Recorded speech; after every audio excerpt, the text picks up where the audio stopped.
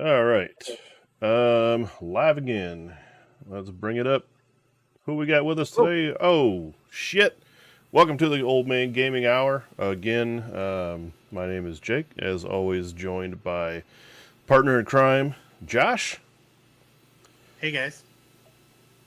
And today we're doing a little bit of catch up on some of the faction focuses from last week that we didn't get a chance to because Sunday was Father's Day and I was busy.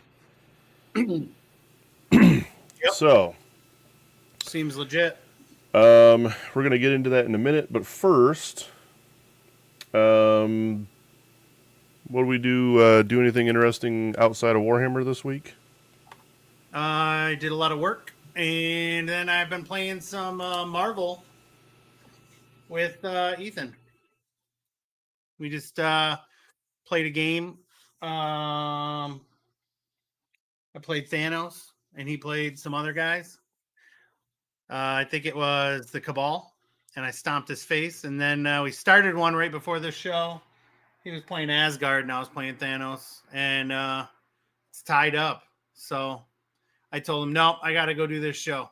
It's taking too long. So that's all I've been playing. Oh, and I stopped up at Hoplite Games, their new store in Lansing, and it is sweet. I've been talking to Jeff about our GT that we're in the infancy of planning. But otherwise, yeah, nothing Very outside cool. of Warhammer. Well, I mean, you were at work, so you didn't get that much opportunity, I suppose.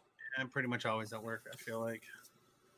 Well, I mean, outside of Warhammer, for me, I mean, we've been pretty busy around the house. We did put the pool up last weekend. Geez, we've been doing some other projects. Got some new rocking chairs for the side porch and stuff, and hung some lights out there. What else do we do? Father's Day shenanigans were a full day of stuff. The wife and kids took me to breakfast, and then went out to the driving range and hit a few balls, just for some funsies. Had a pool day and grilled out, and ended the day with a doubleheader in softball. So yeah, I was cooked by Sunday night, but Yeah, sounds like a busy night. yeah, it was fun. It was good. It was a nice day. But yeah, I was not getting any younger. That's for sure. But yeah, that's pretty much what we did outside of Warhammer this week around here. Did you work on anything on your work desk? Yep. So I mean, I continue to I guess neglect my city's army, and I started putting some models together for the Slaves to Darkness after seeing. Well, I think actually before seeing their recent release, but yeah, I'm really torn on those two armies, but we're not going to talk about either of them today. So, anyways, what have you been working on? Anything? Yeah, it's a big fat nothing for me, Jim. Uh, no hobbying this week. Like I said, we're pretty full of other projects around the house that took a lot of time. Yeah. So, not so much free time for me to hobby, which was fine. I mean, we got some stuff done I needed to get done. We are going to.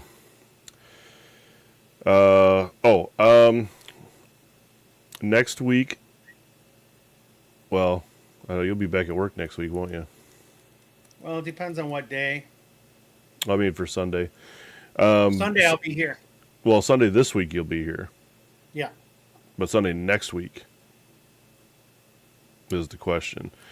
We might have to do another midweek show, Why? depending on your work schedule. Well, because we're going not this weekend, but the following weekend, we're going up to Grayling for a canoe trip.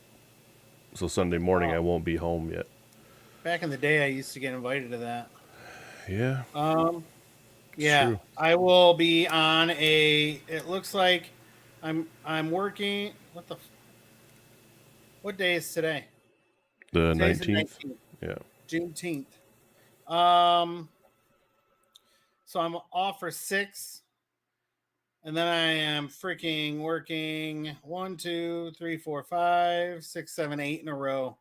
Oh, sweet. So you'll be through like next Friday or something? I think Or I that work Friday? till the next Wednesday morning, and then I'll be home Wednesday again. Also, just for you, Adepticon hotels go on sale June 26th. Hmm. Okay.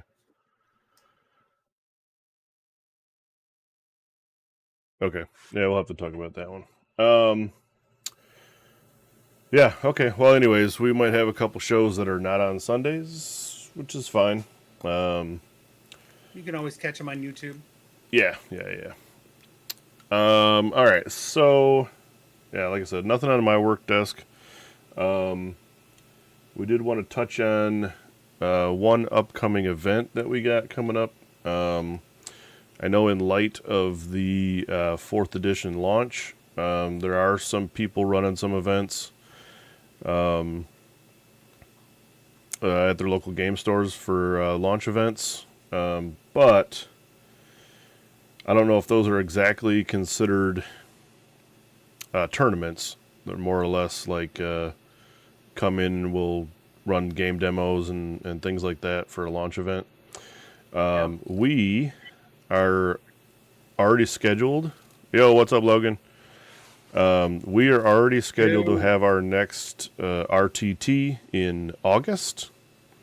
We went with August 24th. That ought to give everybody ample time to get a few practice games in through the second half of July and first part of August.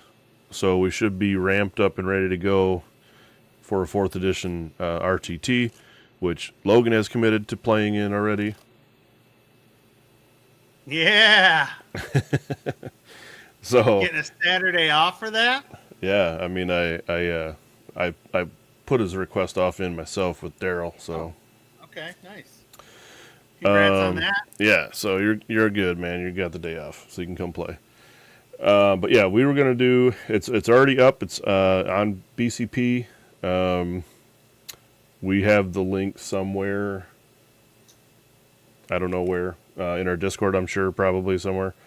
For the event, we've also been posting it on social medias. So if you're interested in coming up to Monroe or down to Monroe for another day of games, please sign up.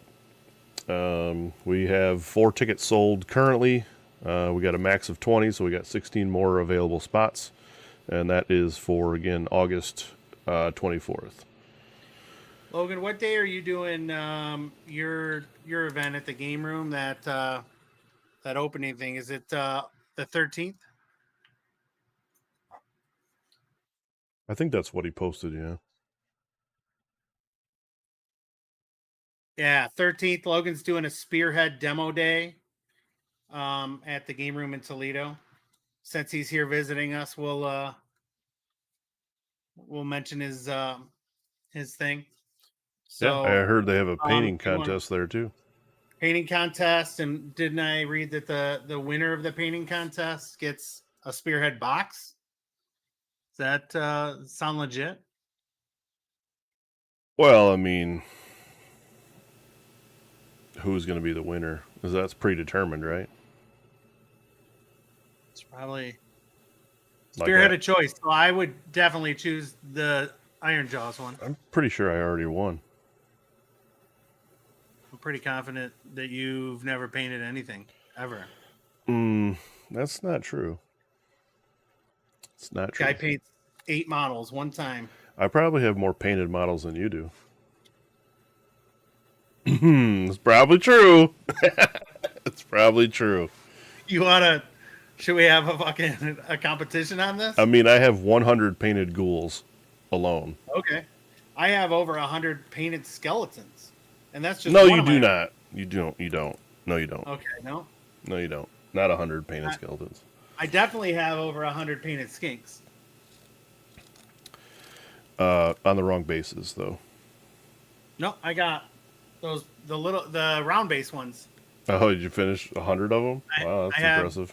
all of the skinks that I was going to use for that army completely done. Very good.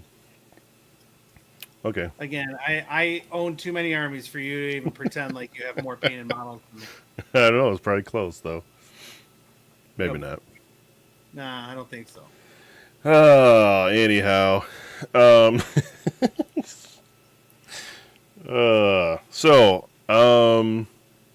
Yeah, anyways, that's the upcoming event we're going to run. Don't really have any concrete information to pass along with the actual GT we're going to run yet. We will make announcements once those things are a little bit more solidified. We have a pretty good idea, but, until the place is officially booked and things like that, we want to hold off. Don't want to get your hopes up, Yeah. But we are strongly planning for end of February for that, so. We're not doing it. We're not playing on February 14th, are we? No, sir. Okay. Do you know how many tickets are left for MIGT? Oh, wow. That's a good question. I mean, that's some good information to pass along. Yeah, I'm pulling up the website right now as we speak. I heard Logan coming to MIGT. That's why I'm asking. Oh, no shit. Yeah. He's going to have that weekend off? Yeah, he's taking multiple Saturdays off nowadays. He's about to get hot and heavy in the tourney scene. Yeah, that's awesome. That would be fantastic, actually.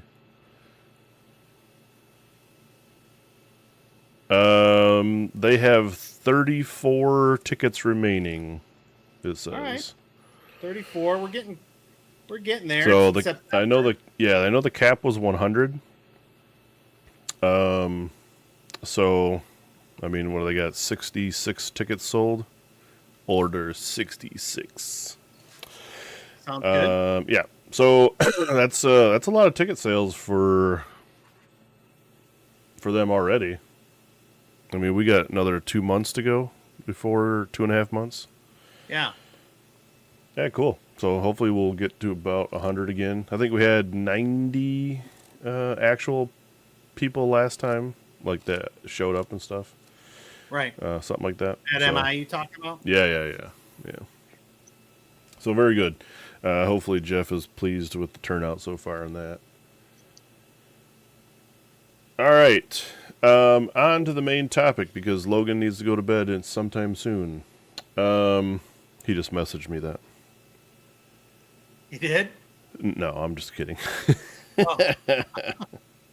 I was going to say, I feel like Logan's a late night fella. Yeah. But first army we want to talk about today in the faction focus is your Daughters of Cain. Daughters of Cain. I hear that they are the disciples of murder. Murder. That's what it says. That's what it says. I mean, the aesthetics of this army is pretty cool to me.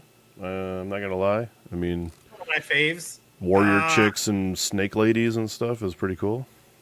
Yeah, I think it's going to... the army composition is going to change. Yeah. After this. But yeah, I mean, again, right. According to what they show us, right, is what we get to review. But let's see, Daughters of Cain battle traits. All right, so here's how Daughters of Cain are going to work now. So they have 2 battle traits. One costing a CP. It's a little bit unique there. But once per battle in any combat phase, so yours or your opponent's, they can use all-out slaughter for 1 CP. You pick a friendly Daughters of Cain infantry unit that's in combat to use this ability. That unit can use 2 fight abilities in this phase. After the first is used, this unit has strike last for the rest of the turn. I don't know. I mean, it feels bad that it's cost you a CP to do it, because don't Fire Slayers and other armies that have the double fight have the same wording, where they get strike last on the second one, but it doesn't cost them a CP to do it. So, I guess in that regard, it feels bad. It's still a good ability. Don't get me wrong, and you're gonna use it every battle, right? I think so, yeah. But it's sad that it costs 1 CP for you there. But we'll see. I mean, it's a powerful thing to make something fight I was twice. gonna say, I don't know. I don't know that. Is there a lot of strike twice? I can't remember. There's a few things. I mean, it's not all over the place for sure, but I don't think the other instances of it cost any CP is what I was getting at. Now it may be a spell, or I can't readily remember, but I'm pretty sure, like, well, maybe the Fire Slayers thing I'm thinking about is Fight on Death. Maybe that's a thing, which wouldn't necessarily be fight twice. Anyhow, it's going to cost you 1 CP. They do have passive abilities called Blood Rights. Yep. And these are effects that take place each battle round. So the different effects apply to Daughters of Cain's units each battle round, as shown below on the chart. The effects of all the previous battle rounds also apply to these units. So this thing stacks over time. In battle round 1, you are going to use Quickening Bloodlust and add 1 to run rolls for the units. Okay. So round 1, everybody gets +1 to run. So this is the same as their chart before, but with some small changes. Yeah. So they didn't lose this. They kept this from previous iterations of Daughters of Cain. Battle round 2, they're using Headlong Fury and add 1 to the charge rolls for units. Cool, so +1 run, +1 charge. Round 3, they're going to get Zealot's Rage, add 1 to hit rolls for units in combat attacks. Pretty good in round 3, right? +1 to hit, Yep. Always nice. Round 4, Slaughterer's Wound. Add 1 to wound rolls for units in combat, or that units that make combat attacks. And then round 5, Frenzied Worshippers. Add 1 to the tax characteristics of this unit's melee weapons. All pretty good things. I mean, round 1 and 2 maybe not so impactful, but rounds 3, 4, and 5 are all pretty strong. Yeah. The big thing about it is I hope that they have ways to hasten that chart like they used to. Like there used to be potions you could get from some of the characters and stuff that would, or if you're like close to the Blood Cauldron and things like that, you would count as 1 battle round faster, and it was like cumulative also. So you could like bump up those things and get farther along faster. Otherwise, I mean, I don't know if you're going to do a lot of round 5 frenzied worshippers. Yeah, I mean, you could just be dead by then, or your opponent could be dead, or whatever, right? With a bunch of naked ladies, basically. So, but again, stacking army-wide buffs are pretty cool. Yeah. But they might also be very needed, so we'll see. Anyways, that's battle traits for Daughters of Cain. Moving on to the battle formation that they show us is the speed. Oh, Jesus. What is that word? Scatch Coven? Skaithborn? Skaith Coven? Skaithborn? Coven and Skaithborn. Speed of the Skaithborn. Speed of Skaithborn is a combat phase ability. The effect is if the unmodified charge roll for friendly Melusai or Canari units is an 8+, that unit has strike first for the rest of the turn. Okay. I mean, we've kind of seen something like this before, where it was like, if you hit an 8+ on a charge, you get a perk. 8+s are above average, so maybe you don't get this ability often, but it's there, so you could use it. Yeah. I mean, it'd be interesting to see what other ones they have, because this is like okay. Yeah. But it's only really effective on a turn where you're going to get a bunch of charges off. Right? After you're in combat and stuck in combat, it's irrelevant. So, all right. So we get a incantation to look at, or a manifestation, I guess it would be, instead of a spell. So we're looking at the Blade Wind, and this particular one has a 12-inch move, 7 health, 6-up save with a 6-up ward, and a banishment of a 7+. This has a Bladed Vortex melee profile with 9 attacks, 3s and 3s, rend 1 damage, and also has crit 2 hits. So you're going to get exploding 6s on 9 attacks. It's not bad. You're probably going to average 10 or 11, right? Sure. The 3s and 3s rend 1 damage. Not a bad profile for something that's just going to go around causing terror. That moves 12, right? Well, you're not going to average not 10 or 11 hits. No, attacks. Oh, I'm sorry. Yeah. No, you're right. I misspoke. Because you're going to have 6 hits, and maybe 1 to 2 of them will be crits. So you'll maybe 6 7. to 8 hit, 7 probably on average, and then you're going to get through 4.5 of those. So maybe 4 or 5 damage with this thing. It does have a combat phase ability, the Unnatural Edge. If this manifestation charged this turn, pick an enemy unit in combat with it to be the target. Roll a dice on a 3-up, ignore positive modifiers to save rolls for the target for the rest of the turn. Okay. So it shuts off bonuses to save, which is good since it only has 1 rend, I guess, right? So yeah, it's gonna push through that damage, I guess. Yeah, it might be a little bit more reliable on getting some damage. Not the greatest manifestation we've ever seen, but it's free, right? So you probably see this more in Daughters of Cain armies now, just because of that. It'll be something we forget to cast. Yeah. Again, yeah. Put this in your box and forget about it.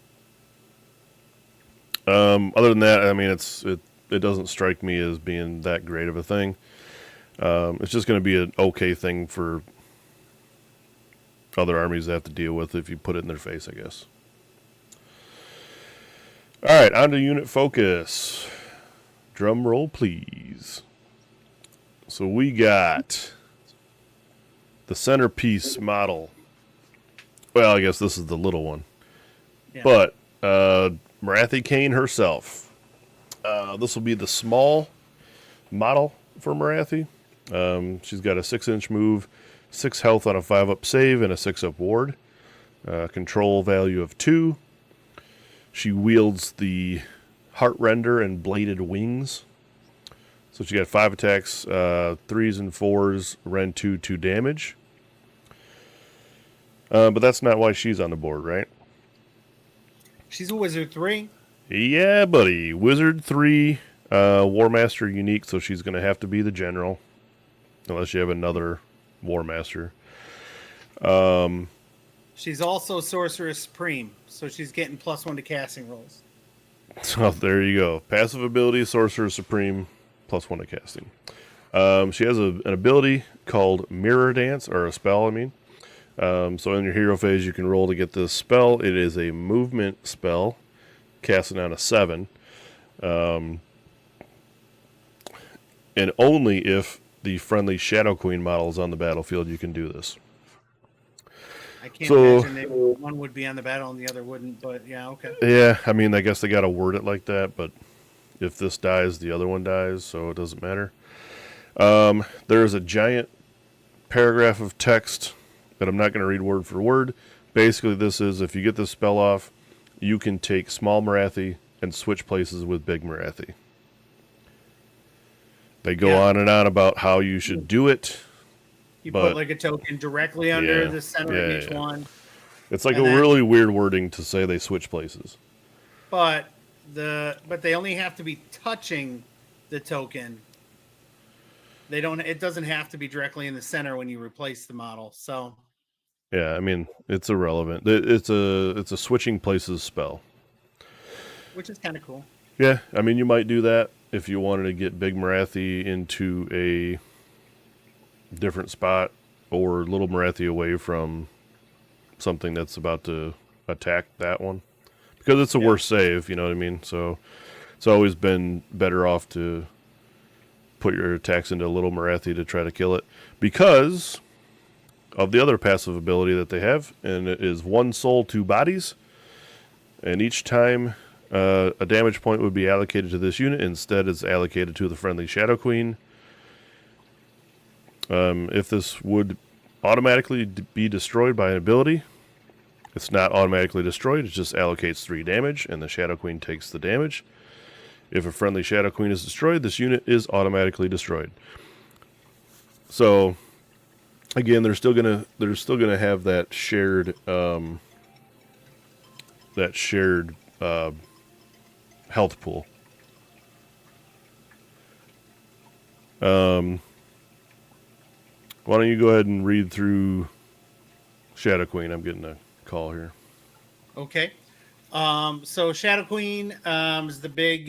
She got a little. So Marathi got a little of a nerf. She lost the ability to let somebody attack or shoot in the hero phase.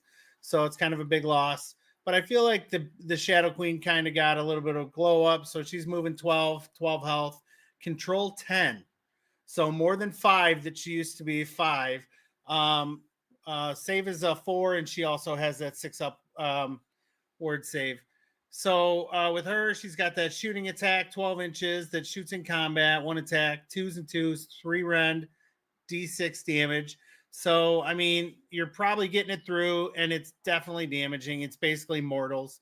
And then you got Heart Render, Crown of Serpents, and Envenomed Tail with her. As usual, she has a lot of attacks. Heart Render is going to be 8 swings, 3s and 3s, rend 2 and 3 damage, with crits being mortal. That's pretty fucking devastating. Potentially 24 mortals coming at you hot. Crown of Serpents is 2d6 attacks. That's her hair. It's 4s and 4s with 1 damage each. It's just little ping damage. And then the Envenomed Tail is going to be 3s and 3s with 1 attack, a rend 2 and 6 damage. That's a pretty strong attack as well if you get it through. 3s and 3s on 1 attack, I never like to see. So Iron Heart basically is she only takes 3 damage a turn, just like before. She cannot be healed, just like before. And if you take damage that would destroy you, or if there's like a spell or something that automatically kills someone, she only takes 3 damage, just like before. And then Fury the Shadow Queen is her rampage. So this is pretty cool. Pick an enemy unit to be in combat with her to be the target. You roll D3 on a 2-up, inflict amount of mortal damage equal to the roll. If any models are slain, then you add 1 attack to the attack characteristic of melee weapons used by Kenrai and Medusai while they're wholly within 12 of the unit. So, and that'll last for the rest of the turn. So that's cool. Basically, she gets to stomp, and then she has the added bonus of adding a few swings to her partners. So I would say overall that Heart Render is pretty sick. 8 swings with crit mortal, and they're 3 damage. Oh yeah, that's gonna tear That through is some gonna people. just wreck stuff. But yeah, I mean, like it's still kind of like she didn't change much, right? She So did she still not. gets all her cool abilities. She still has the shared health pool, but only can take 3 damage a turn or per phase, right? I think her damage glows up quite a bit, and then that 10 control is pretty good. Don't balk at that. I mean, it's Yeah, pretty no, good. right, yeah. It's a good centerpiece model and always will be. Um, Not much else to say about that. She's pretty good. Yeah, she'll be in every list as per the usual. Take us through the Sisters of Slaughter, because I hear a dog whining like crazy, so I'm gonna have to let him out. Jesus, it's like really loud. I'm surprised you can't hear it. I can't hear anything. Perfect timing though. All right, so the Sisters of Slaughter. Move 6, 1 health each, 1 control, 5 save. They do have that 6 upward save for being fanatics and loving Kane. They're going to get 2 swings each, 3s and 4s, no rend, and 1 damage, but they will get 1 rend against infantry. So they have anti-infantry rend 1, which, is pretty good. Their passive ability is they're going to be -1 to hit in combat. Basically anything that targets them in combat, -1 to hit. That is real good passive ability. Then they also have bladed bucklers. Each time you make an unmodified save roll of a 6 for a combat attack that targets this unit, inflict 1 mortal damage after the fight ability has been resolved. So you basically just do damage back with them bladed bucklers. I think they had something similar to that before. But it's just a little bit of bonus mortal damage back with them bucklers. Otherwise, that's kind of just it for them. They're going to be real tanky. I feel like, even though they have a 5-up, 6-up, that -1 to hit should do them pretty well. So we'll see though. Moving on to the Heart Renders. If you want to scroll that bad boy. They're moving 12. Health is 2, 5-up save, and 1 control each. They got that javelin that they used to have, 12-inch shot, 2 shots, 3s and 4s, 1 rend, 1 damage, and a crit is an auto wound. And then they can use that javelin in combat as well, and it's garbage. They in the deployment phase, you can deploy them off the table. They're in the skies. And then in your movement phase, you can bring them in, death from above. And you can set them up anywhere on the battlefield, more than 9 from all enemy units. So you're going to be able to set them up in range to shoot their javelins on the turn they come in. I mean, they're 5-up, 6-up. They're not real, particularly survivable. You're going to get 5 of them in a unit. They do have 2 wounds each, but they keep a similar ability to what they had before. Any shooting phase, so either player shooting phase. If this unit used a shoot ability, it can move D6 inches. So, and it cannot move into combat. So previously, I think they just did a regular move. So it would have been 12. They nerfed that a little bit to D6, but I mean, it's still pretty strong. All they got to do is make a shoot attack, and they can get kind of moved away. But now, correct me if I'm wrong, they increased their health by 100%? No, I believe they had 2 before. They had 2 before? Okay. Yeah, let me just check. I have it opened up here. Heart Renders. Oh, they did. They were only 1 wound before. Yeah, so, I mean, like, they lose a little bit of getaway speed, but, I mean, 2 health, 5-up save, 6-up wards, not nothing. What are they coming, a unit of 3? They come in a unit of 5. 5, and okay. Previously I was wrong. They only moved 6 inches, so now it's just D6. So it's slightly nerfed, but it's still effective, I think, because you're going to deploy yourself outside of 9, throw your javelins, and then get the hell out of Dodge. So you're going to get yourself most likely outside of 3 inches. Yeah. I mean, and you can use them either way. You could either use them to move towards someone or away, right? Yeah. depending on what you wanted to Why would do. you want to move forwards? Well, I mean, it could be just a matter of they need to get in someone's way so they don't walk onto an objective, or you know what I mean? Maybe something like that. Or you're pseudo screening them off because you can drop them out of the sky and block a lane or That's whatever. true. Yeah. So I mean, they're not terrible. They're definitely not a combat really unit, but they're a tech piece. And that wraps it up for the Daughters of Cain. Sure does. So overall feel for them. I mean, you don't see enough War Scrolls to really know.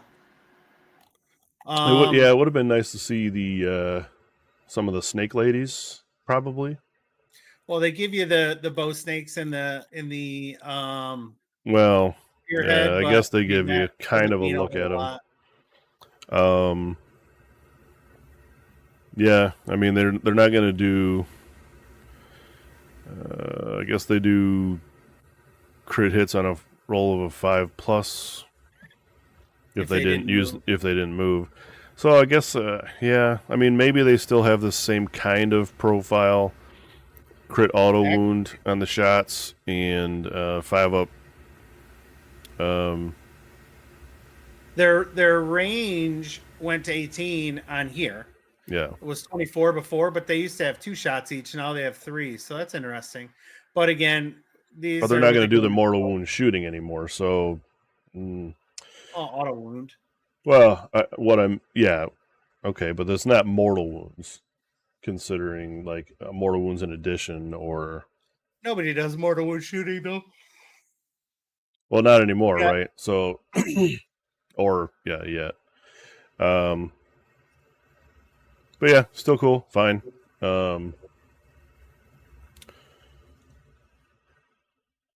On to the next, which is Lumineth Realm Lords. So Logi's thinking about playing these. My Logan. Okay. Little LRLs, okay. I'm not a super fan of elves in this game, but a lot of people are, I guess.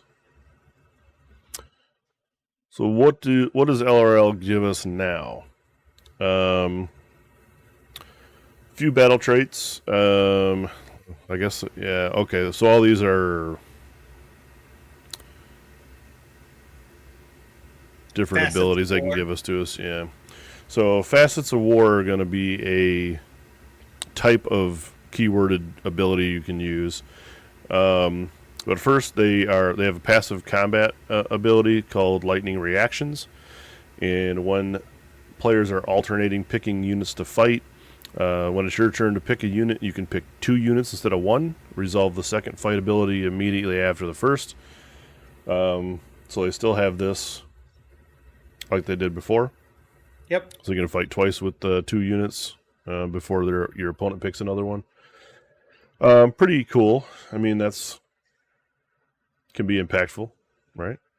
Yeah, I mean, you could take a unit off with 2 units easier than you can with 1. You're going to clear stuff so it doesn't hit you back. Yeah, if you're running a couple units with each other and both of them get to fight something first, then yeah, it's easy.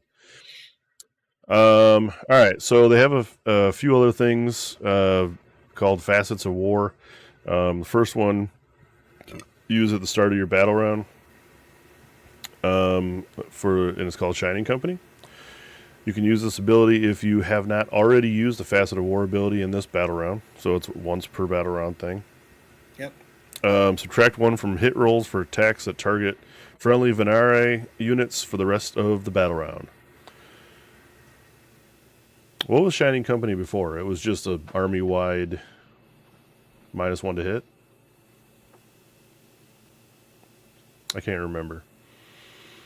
If you used Shining Company units or something, or things that had the Shining Company keyword, it was something like that. That like all the units of a certain type got that thing.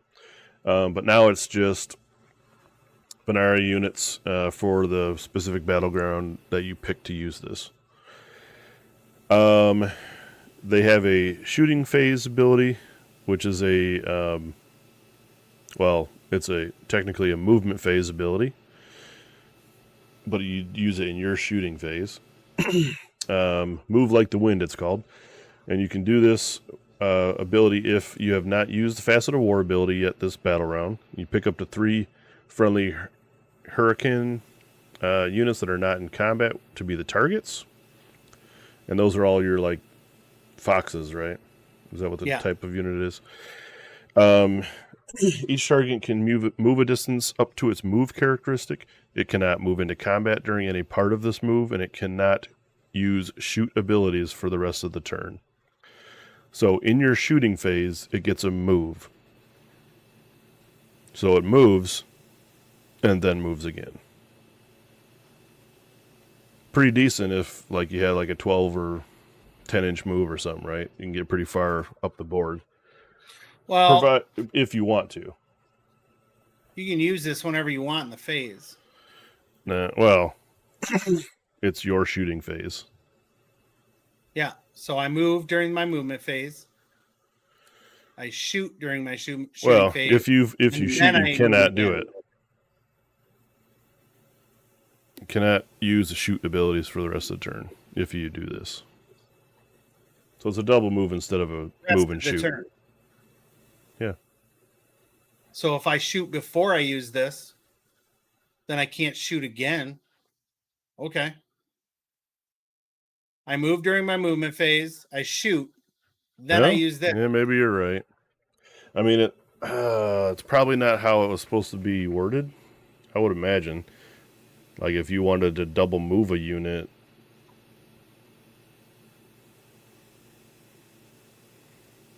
I don't know.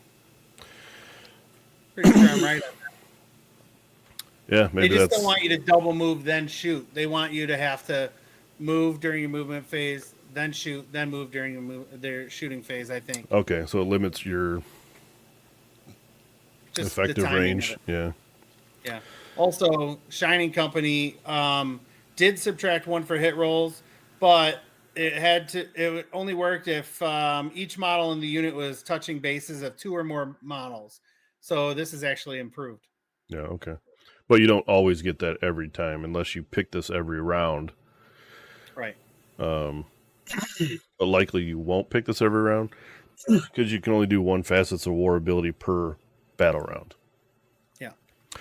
All right. The Power of Hish is another Facet of War at the start. You got to declare this at the start of your battle round. You can use this ability if, again, you didn't use another Facet of War this round and you pick a Venari unit to be the target. The target's attacks score crit hits on unmodified hit rolls of 5 for the rest of the battle round. That seems good. Yeah. It used to be a spell, so. The next one is Deep Thinkers. You use this again if you didn't use another Facet of War ability. Add 1 to the casting rolls for Scanari units for the rest of the battle round. So, I mean, you get decent buffs, but again, it's just you can only pick 1 of these per battle round, not turn. So, right. You got to be a little bit strategic on when you want to use these. And the last one is called Enduring as Rock. And again, you can only use 1 of these. And what it does is it subtracts 1 from the rend characteristics of weapons used for attacks that target friendly Alarith units for the rest of the battle round. So that's the cow units. Yep. So depending on how you want to build your army, maybe you don't take some of the units so you can use these things a couple rounds in a row. You know what I mean? So you don't have to worry about, which units are in fights or whatever. You can just either get pluses to casting or, It also lets you do like a mixed arms. And you still get to use all the abilities if you want to any given phase. So that's kind of cool. Yeah. I mean, it's just giving you the choice of which buff you want per round. But like I said, it's for the whole battle round. So, you got to kind of see into the future a little bit. Yeah. But then pick the one that best fits for. Yeah. But if you look at the battle formation they give you, it kind of touches on those abilities. All right, well, let's check that out since you're leading into it here. The battle formation that they give you is the Alarith Temple. It's a passive ability called Alarith Fortitude. You can use the Enduring as rock ability in addition to other facets of war abilities during the battle round. So maybe they have this type of thing for other unit types where you can use double facets of war, maybe. Maybe that'd be the theme of this army. Like this one would be if you look at the picture above it, it's the cows. Yeah. So they're like the rock hard people. So like if you bring a majority of those as your army, then maybe you can use that ability, but they don't want you to have to use that every turn. So you get a choice of something else. Yeah. They give you a choice of something else, which is pretty sweet. Yep, pretty cool. I don't hate any of that. It's all good. Army-wide buffs is pretty neat thing. Well, not army-wide buffs, but basically if you bring certain unit types, you get a buff for those. Yeah. The spell that they're going to show us is from the Manifestations of Hysh. It's called Summon Sanctum of Amniantok. Amniantok? Yeah. Cast on a 4. Easy cheesy. If there is not a friendly sanctum on the battlefield, you pick a friendly wizard to cast a spell. And wholly within 12 of infantry hero, more than 3 inches away from trained features, then make the casting roll. Set up the sanctum within the target's combat range, visible to the caster. It has 3 parts, and it each needs to be set up touching each other so they form a ring with the target inside. So basically you're going to cast this bubble, if you will, around a hero. Yep. And we get to see the war scroll for what it does. This is what it looks like, or at least one of the pieces of what it looks like, but this will basically be 3 pieces forming a circle around your hero that you want to protect. It has no move, no health, no save, but a banishment of 7. So you cannot kill this thing, but you can only banish it. Banish it. That's pretty cool. So the passive ability of this thing is called the Sigil of something. Why do they make these words so ridiculous? It's freaking Elvish. You don't speak Elvish. So. Yeah, I can't speak. Igra. Yeah, something like that. I speak Elvish. Oh, that's why you're on the show. Multilingual. Yeah. So, while this unit was picked to be the target of the Summon Sanctum ability inside the ring formed by this manifestation, this unit gets a 4+ ward. Pretty hot. If this unit is a wizard, add 1 to the wizard's power level. Even hotter. Super hot. Instead of measuring range or visibility to the unit, measure to this manifestation instead. The manifestation cannot be picked to be the target of abilities other than banish.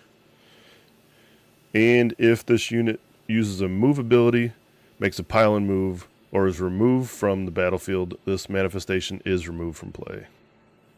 Okay.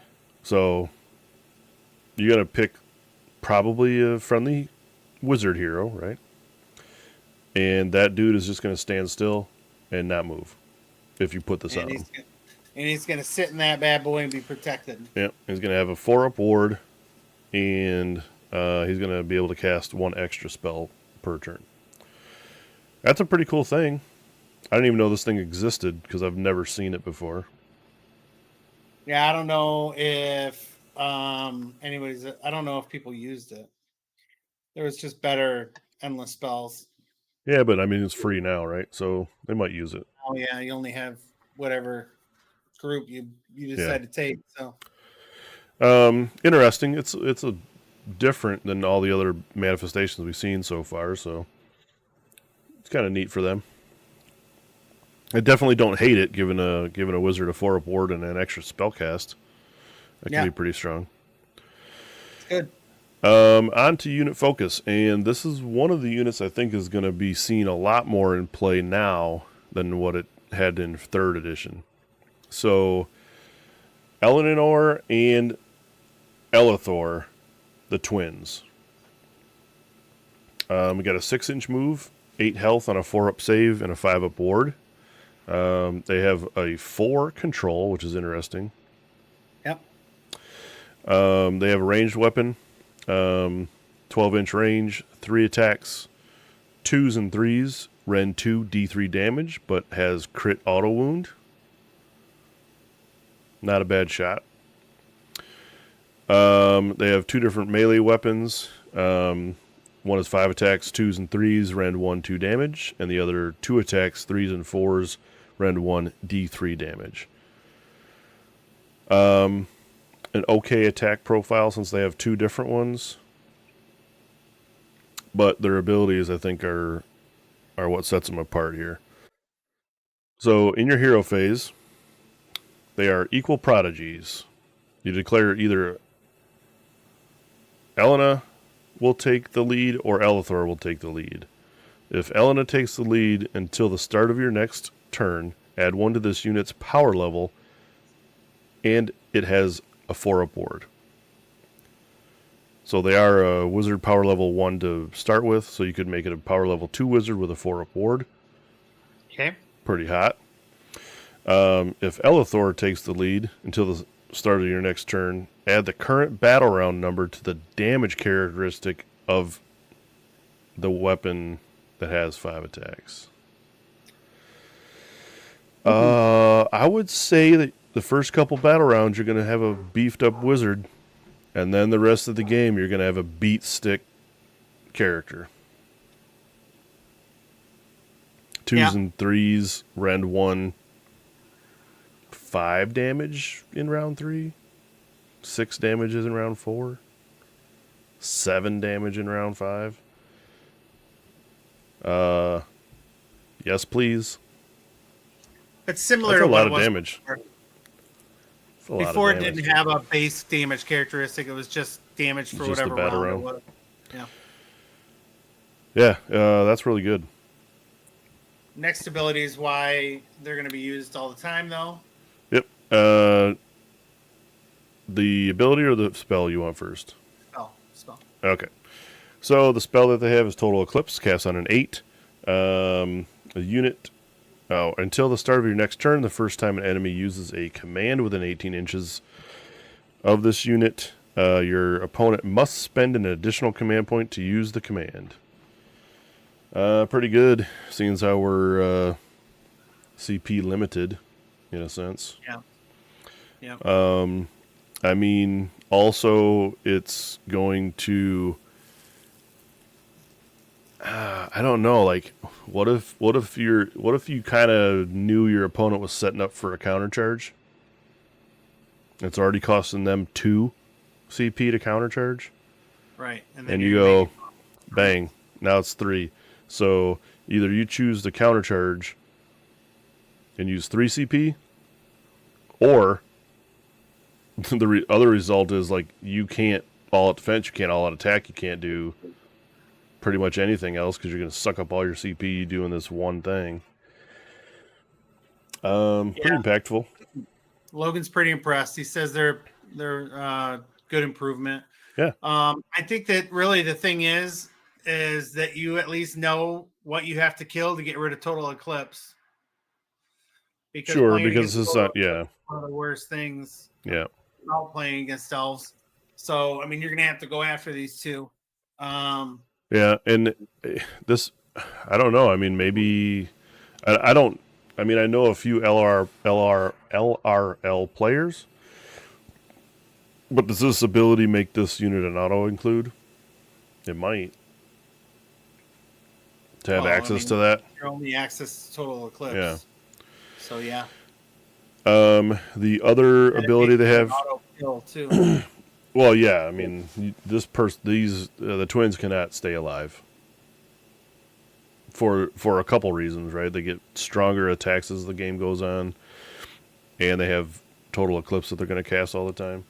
Yeah, the crazy thing is, though, they're going to have a 4-up if you make them a wizard. And so... Yeah. Well, I mean, it's a 4-up, 5-up base. Normally, yeah, but a 4-up, 5-up is nothing compared to a 4-up, 4-up. Yeah, 4-up, 4-up's really good. They do have one other ability on their War Scroll. At the end of any turn, they can use Sudden Translocation. If this unit this unit can use this ability if any enemy models were slain by this turn, and you heal D6 to this unit, then you remove it from the battlefield and set it up again on the battlefield more than 9 inches away from enemies. When using the Equal Prodigies ability in your next turn, you must pick Elena to take the lead. So, I mean, probably hard to kill this thing. You just get to fucking teleport if you killed any models. Any models. Yeah, I mean, you may teleport, so you can stick around if you don't want to teleport. But the key is you freaking go in there. They're like Sylvaneth. They strike and fade. Yeah. They're gonna go in there and put the hammer down, potentially doing massive damage with that weapon. And then they're like, yeah, no, I gotta go. Yeah, and then when you retreat them, they heal. Next turn, yeah. And then you become the 4-up ward. Yeah, the better wizard, because you're gonna like put them back in your back line or something, maybe. I mean, it's good. Preventing you from putting them in, so you can just hit something else. Well, any number of things. I mean, you could just teleport onto an objective that no one has, or that someone left, and all sorts of crazy stuff with free teleports. You know, twins, real good. Thumbs up. Twins. 2 thumbs up. Fine holiday fun. Yeah. All right. Severith. Everybody's favorite Order ally, it seemed like, at the tail end of 3rd edition. Let's see what he does this time. So he's got an 18-inch move, which is super fast. 10 health, 4-up save, with a 5-up ward. Control value of 5. Ranged weapon is a 12-inch range, 4 attacks, 2s, 3s, rend 3, D3 plus 1 damage, and shoot in combat. Basically mortals. Yeah, that's pushing damage through for sure. Has an okay melee attack. It's a decent amount of swings. Hits on a 2s, but wounds on 4s. Rend 1 damage. But you're still going to put through quite a bit of damage because you're going to be able to shoot in combat. So, yeah, I don't care. I don't want this guy fighting anybody ever. Well, no, I mean, you don't want him in combat, but if he ever does end up in combat, he's still not a slouch. Just because of the shooting damage. Yeah, but you're only shooting on your turn.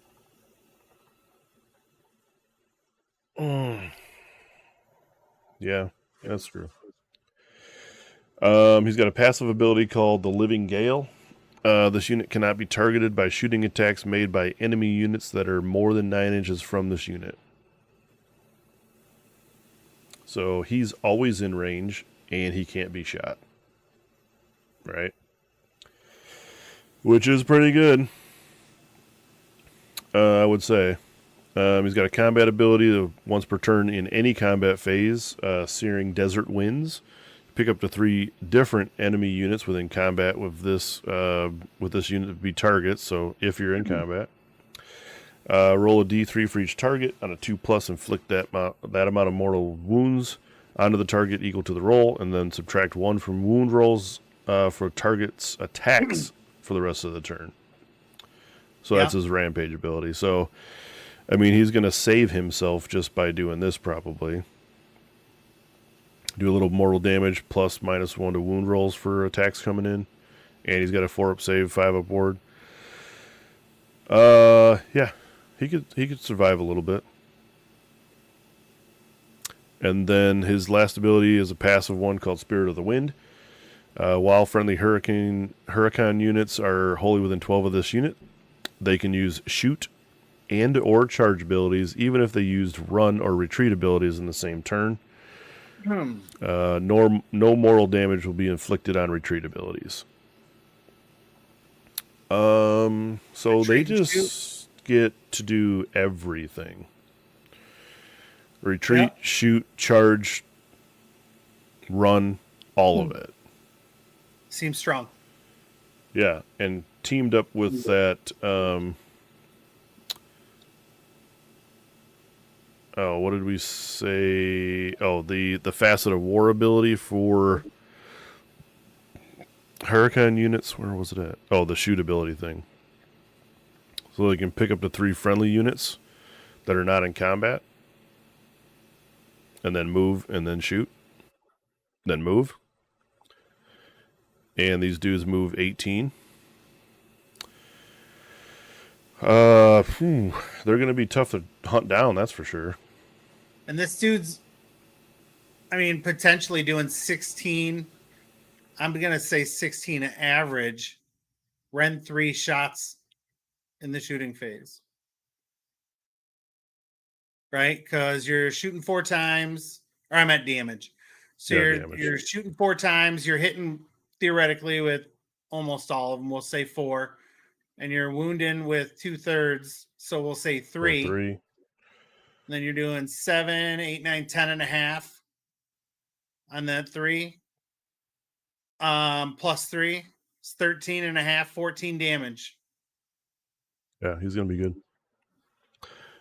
He's War Master and unique, so, it'll be interesting to see if the other Hurricane units are like this dude, in a sense to where they have a very large... Yeah, like, do they have the 18-inch move? Do they have a similar shooting ability? Yeah, it'd be interesting. It's playable for sure. Logan's scared of him, so it must be pretty good. He's a scary one, boys. Well, he doesn't need to be because they don't do 20 damage. Oh, wait, he's not doing orcs anymore. Oh, he's not? No, he's doing death. Only death. Wow, okay. I'll play Iron Jaws. All right, next unit on the list, the Alaris Stone Guard. 4-inch move, 2 health, 4 up save, no ward, control value 1. Oh, that's right, you're doing rats. Oh, that rats. They have Stone Guard hammers, which are 2 attacks, 3s and 3s, rend 1, 2 damage per. And a passive ability, Fortitude of the Earth. This unit has a 5-up ward, while all of its models are contesting an objective you control. They do have a standard bearer. But these dudes are your dudes that stand on objectives. Okay. I guess damage 2 is pretty good on 3s and 3s. So they're okay in a fight on a 4-up save, but no ward, so... Well, they get a ward if they're standing on something. Well, if they're on objective, yeah. And they're also the guys that are -1 to the rend. If you use that 5 Facets of War. If you're bringing a bunch of these, though, you're bringing that ability as one of your... Like, you're bringing that battle... Yeah, you're true. That's true. Yep, that's true. But, I guess it would be a little bit less effective if you bring only, 1 or 2 units of these little dudes as your objective control guys, because then you're probably not taking that sub-faction or that battle regiment thing. I think that's... Oh, there's one more. Sorry. So anyways, those guys are okay. 5-up ward's real good on an objective, though. We got the Venari Wardens. They got a 6-inch move, 1 health, 1 control, 4-up save, and no ward. Their melee weapon is 2 attacks, 3s and 4s, no rend, 1 damage. But They get crit mortals and anti-charge +1 rend. So these are your shield wall dudes. Yep. Any combat phase, they have the Wall of Blades ability. This effect does not. Sorry. If this unit did not charge this turn, and it's in combat with an enemy unit that did charge, roll a dice. Add 1 to the roll. If the enemy is cavalry, on a 4-up, this unit has strike first for the rest of the turn. So, not bad. These guys are definitely a screen. That's for sure. And they want to get charged. Yeah. A chance to get strike first is real good, especially against cavalry. I mean, they don't have a weapon ability versus cavalry, but they do get +1 rend if they get charged. So, 3s and 4s not real great for elves, though. Well, they're your basic pros. Yeah. Sure, these guys are okay. They're just gonna line up and be a screen, and hope someone charges them to get their full effectiveness. Yeah. They have a champion, but no standard bearer or musician. So standard bros line up and get charged. That's all on the Lumineth Realm Lords. What do you feel about these guys? I mean, I think they're okay. I think that those flying dudes, Severeth is ridiculous. I think the twins are pretty good, but they're gonna die. Well, maybe they won't though. They seem pretty defensive. Yeah. I mean, there's a lot of war scrolls yet to come out for these. Yeah, and again, they didn't show us Techless, which is the centerpiece model, so that was kind of weird that they don't just show you that. Yeah, the archers, and maybe they're real good at shooting again, which would be problematic. Yeah, and what's their magic going to be like? What spells do their bros know? I mean, there's a lot of things that aren't. Yeah, for sure, unavailable. For sure. Yep. All right, let's get into the next one, which will be Knights of Slaanesh. And Campaigns of Excess. All right, why don't you go ahead and let us know about the battle traits for Slaanesh. All right, so looks like an Excess of Depravity. Pick up to 3 friendly units that are Hedonites to be targets, and they get the euphoric keyword till the end for the rest of the battle round. In addition, for each friendly unit you pick, your opponent gets 1 temptation dice, and your opponent can use that 1 temptation die to roll, or use 1 temptation die to replace a roll for a wound, a save, or a ward, or a run with a 6, or can use 2 temptation dice to replace 2 of their dice in a charge with 2 6s. So basically, you're letting your opponent roll a 12 to charge. Yep. That doesn't feel as good as it did before. No, each time they use one of those dice, they roll it. On 1 or 2, they inflict D3 mortals. Immediately after the ability, they switched his resolved.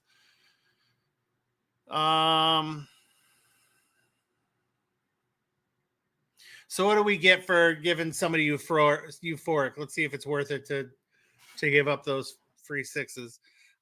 So the unit's weapons have crit 2 hits, so exploding 6s, and the unit can run and still shoot and or charge. I think you're doing one. You're picking 1 unit. Yeah. You're not unless. I mean, there could be situations where you might pick 2 or even 3.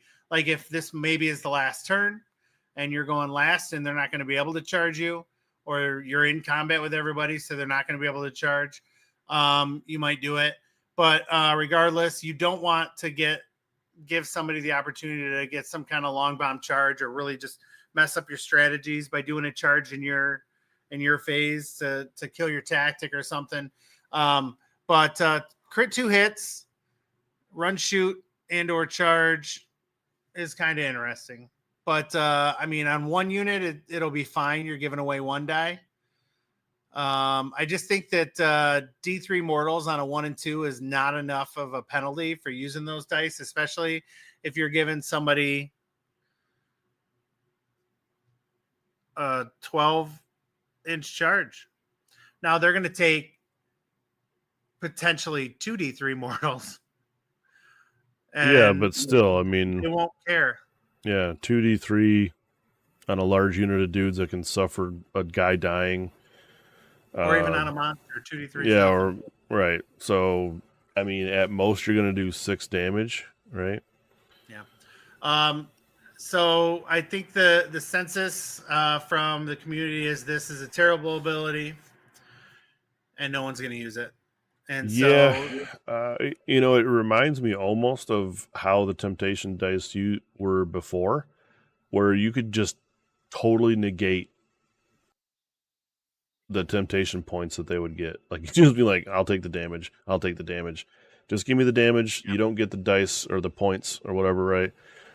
And you neutered their ability before on stacking up the effects of their army just by not accepting.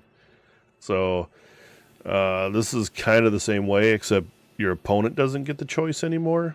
You get the choice, but your choices are bad. But no, and the key is that's another thing. You don't go, hey, you can use this to here. Do you want to use this die on this save roll, right? Or do you want to use this die on this hit roll? Or well, you can't even do a hit roll, but you basically give them dice and they decide when to use them. So they're going to decide if they want to use that wound roll, or that save roll, or that wound roll. What I meant is like you decide initially, right? Like you just go, do I want to give these dice out or not? That's the only choice you get. And then your opponent gets to use it to their benefit whenever, which is also bad for you. It's terrible. Yeah. So, swing and a miss, GW and Slaanesh battle traits. Yeah. So, their battle formation gives add 1 to hit roll for friendly Cyberite infantry units while they are damaged or have had any model slain on the same turn. Basically, you do damage to them and they get +1 to hit. Okay. Yeah, that's not bad. Yeah. Their spell that they gave us is Sadistic Spite. It goes off on a 6. And you pick a friendly euphoric unit, and their crits turn into crit mortals instead of crit 2 hits. I guess it really depends on what you're putting it on. Crit mortal's cool, but I mean, if you're doing it on somebody with a lot of rend, I'd rather have the hits because you're doing more damage that way. Yeah, and it's unlimited, so I mean, depending on how you build your army, maybe you do this. I mean, I guess that's if you're giving out more than 1 euphoric die. But yeah, I don't know. I mean, it's an okay spell. But it's one of those things you got to build into, I think. Yeah. Right? You got to be like, okay, I'm specifically going to bring a handful of X units to do this spell on a couple times. Whatever, you know, I don't know. It doesn't tickle my fancy. Yeah. So we've gotten past the garbage in Slaanesh, which is pretty much everything we've seen so far. And now let's get to where the fucking money is. All right. So show me the money. She is a move 14, health 16, control 5, save 4 up, ward 5 demon of epic ass kicking for the Slaanesh god. She's a wizard too. Her weapons are Soul Piercer, which has 6 attacks, 2s and 3s, 2 rend, 3 damage, anti-hero rend 1. So in essence, mortals against humans, or I mean against heroes. And then Impaling Claws with 2 attacks, 3s and 3s, 2 rend, and 4 damage. So she's a damage dealing machine, but she gets better. When she is damaged, she will lose a couple off her Soul Piercer. Okay. She's got Supernatural Grace, which gives her -1 to hit against her, which is ridiculous. She has Refined Senses, which is her spell. It's on a 4-up. She, for the rest of the turn, gets to add 1 to wound rolls for this unit's attacks that target enemy heroes, and add 1 to save rolls for attacks by heroes that target her. So she's out there trying to hunt down heroes. She wants to go out there, challenge the best of the best, and cut their fucking nuts off. And she will do that. She's -1 to hit. She's -1, or she adds 1 to her wound rolls against heroes, and she's going to get +1 to her save against heroes. So, I mean, that's ridiculous. She also, once per turn, for the army, gets the reaction ability. If the opponent declares a charge ability for a hero within 9 inches of her, she can just charge into that unit. And if she rolls and gets within half an inch, that other guy doesn't get to charge. So let's say you have what's the one we just looked at? That Marathi, Shadow Queen, and you're like, all right, I'm charging into your unit. She goes, but wait, she's gonna roll her charge. She's gonna hit you, and Shadow Queen not only will not get to charge, but she'll be stuck right where she was, having to fight Shalaxi, who's gonna shellax her. Although she'll only take 3 wounds, so I don't know. Maybe a slightly bad example, but you get the point. Yeah. So anyway, she also has a once per battle excess of violence. She's going to pick a non-friendly or a friendly non-hero unit that's wholly within 12, and it can fight. It can fight twice. The second one will be last, and this one does not take a command point, like you said. Yeah, right. So, and you're doing this every time it's your combat phase. So, well, you're not, because it's once per battle. But I'm sorry. Yep, once per battle. I just read your combat phase. Yeah. Read all the words, dummy. Yeah, I mean, still though, once per battle is pretty good, especially when she's gonna obliterate whatever hero she's into, and then your other unit gets to do 2 fights. Yeah, pretty good. Strong. Also, Wizard 2, if you didn't mention that. So I did. Okay. Yeah, she's real good. Real good. I like it. So now that we've seen what's really good in Slaanesh, it was short. Yep, that was it.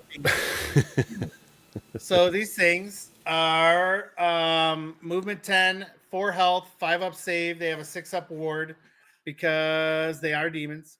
They're going to have 4 swings, 4s and 3s, 1 rend, and D3 damage. Anti-monster rend 1. So their attacks are decent. Well, they're companion weapons, so they don't get the bonuses of all-out attack and stuff. So, I mean, that could be a thing. Yeah. So, I mean, they're 4s and 3s. They're not. Yeah. They're not really there to do a whole lot of that. They're also not controlling anything. Their maximum control score is 1. Only 1. You get 3 of these in a unit, and then if you reinforce to 6, there's still a control of 1. So they have a couple abilities. Once per turn for the army in any combat phase, they can pick an enemy unit. An enemy unit in combat with this unit. On a 4-up, they strike last. That's good. I mean, it's 50-50, but I mean, it's 50-50 making something strike last. That's real yeah, that's real good. I take that. It's good ability. And then they have the passive ability of Disruptive Song, where they subtract 1 from the casting rolls and unbinding rolls for wizards while they're within 12. So, I mean, yeah, I don't know what you're doing with this unit. They're kind of a hodgepodge of stuff. 4 health seems good. 5 up, 6 up seems bad. They're not controlling any objectives. Yeah. They're not really fighting anything. Their fighting ability is just meh. I mean, maybe you run them into something that you want to have strike last on. Yeah, you know what I mean? Like you just charge them in, just charge them into something and issue strike last so your thing can strike first. Yeah. Would be the only real. I mean, like how often are you going to get within 12 of a wizard? It depends. Sometimes, but most of the time actual wizards are kind of in the back lines, and these guys don't have any deep striking abilities, so it won't be the whole game. It'll be once maybe you get to use that thing. Yeah, I don't think they're good. No. Yeah, they're not good. They have the beast keyword too, which is a thing that we don't have rules on yet, but no, beast is what makes them so they're only one control. There may be other things for beasts. Yeah, I think there was a thing leaked about beast. Maybe Rob did it in a video. I've seen something on it before, but there's a specific thing that beasts get in a keyword. So, well, anyhow, so far the only thing we know is it makes them suck. Yeah, they suck. All right, next one. Now we're back to something that's decent. Semberesh Twin Souls. They have 2 wounds each, move 6, 4 up save, and 1 control. They have no save or ward because they're mortals. So they're going to have 4 swings apiece, 3 up, 4 up, 1 rend, 1 damage, which is okay. 4 swings is pretty good. But these guys have ego-driven excess as a passive ability. If it didn't charge this turn, they're -1 to the attacks characteristic of enemy units while they're in combat with them. So if they didn't charge, you're just getting less swings on them. I'm not real sure why. And then also, if they didn't charge, they'll have a 5-up ward while they're in combat. So I was wrong about the ward. There you go. These guys seem like they're built to kind of go somewhere and stand on an objective. Yeah. And they seem real defensive, which is real weird because the other version of these dudes has a massive shield and seems like they would be the better defensive type guys. Not real sure what this battlefield role will be. Yeah, I don't know. That's just troops. I don't know. Maybe they're cheap. Maybe they're just screens. I mean, you're not charging them into anything unless you have to. Put them out on an objective and have them get charged. Right, or just be the screen to absorb the charge, and then they can do the things that they have. But, and I mean, if they're not getting charged, they're not good. That's what I would say. Yeah, and they're like weird elite chaff. Well, no, they don't have to be charged. They just can't charge.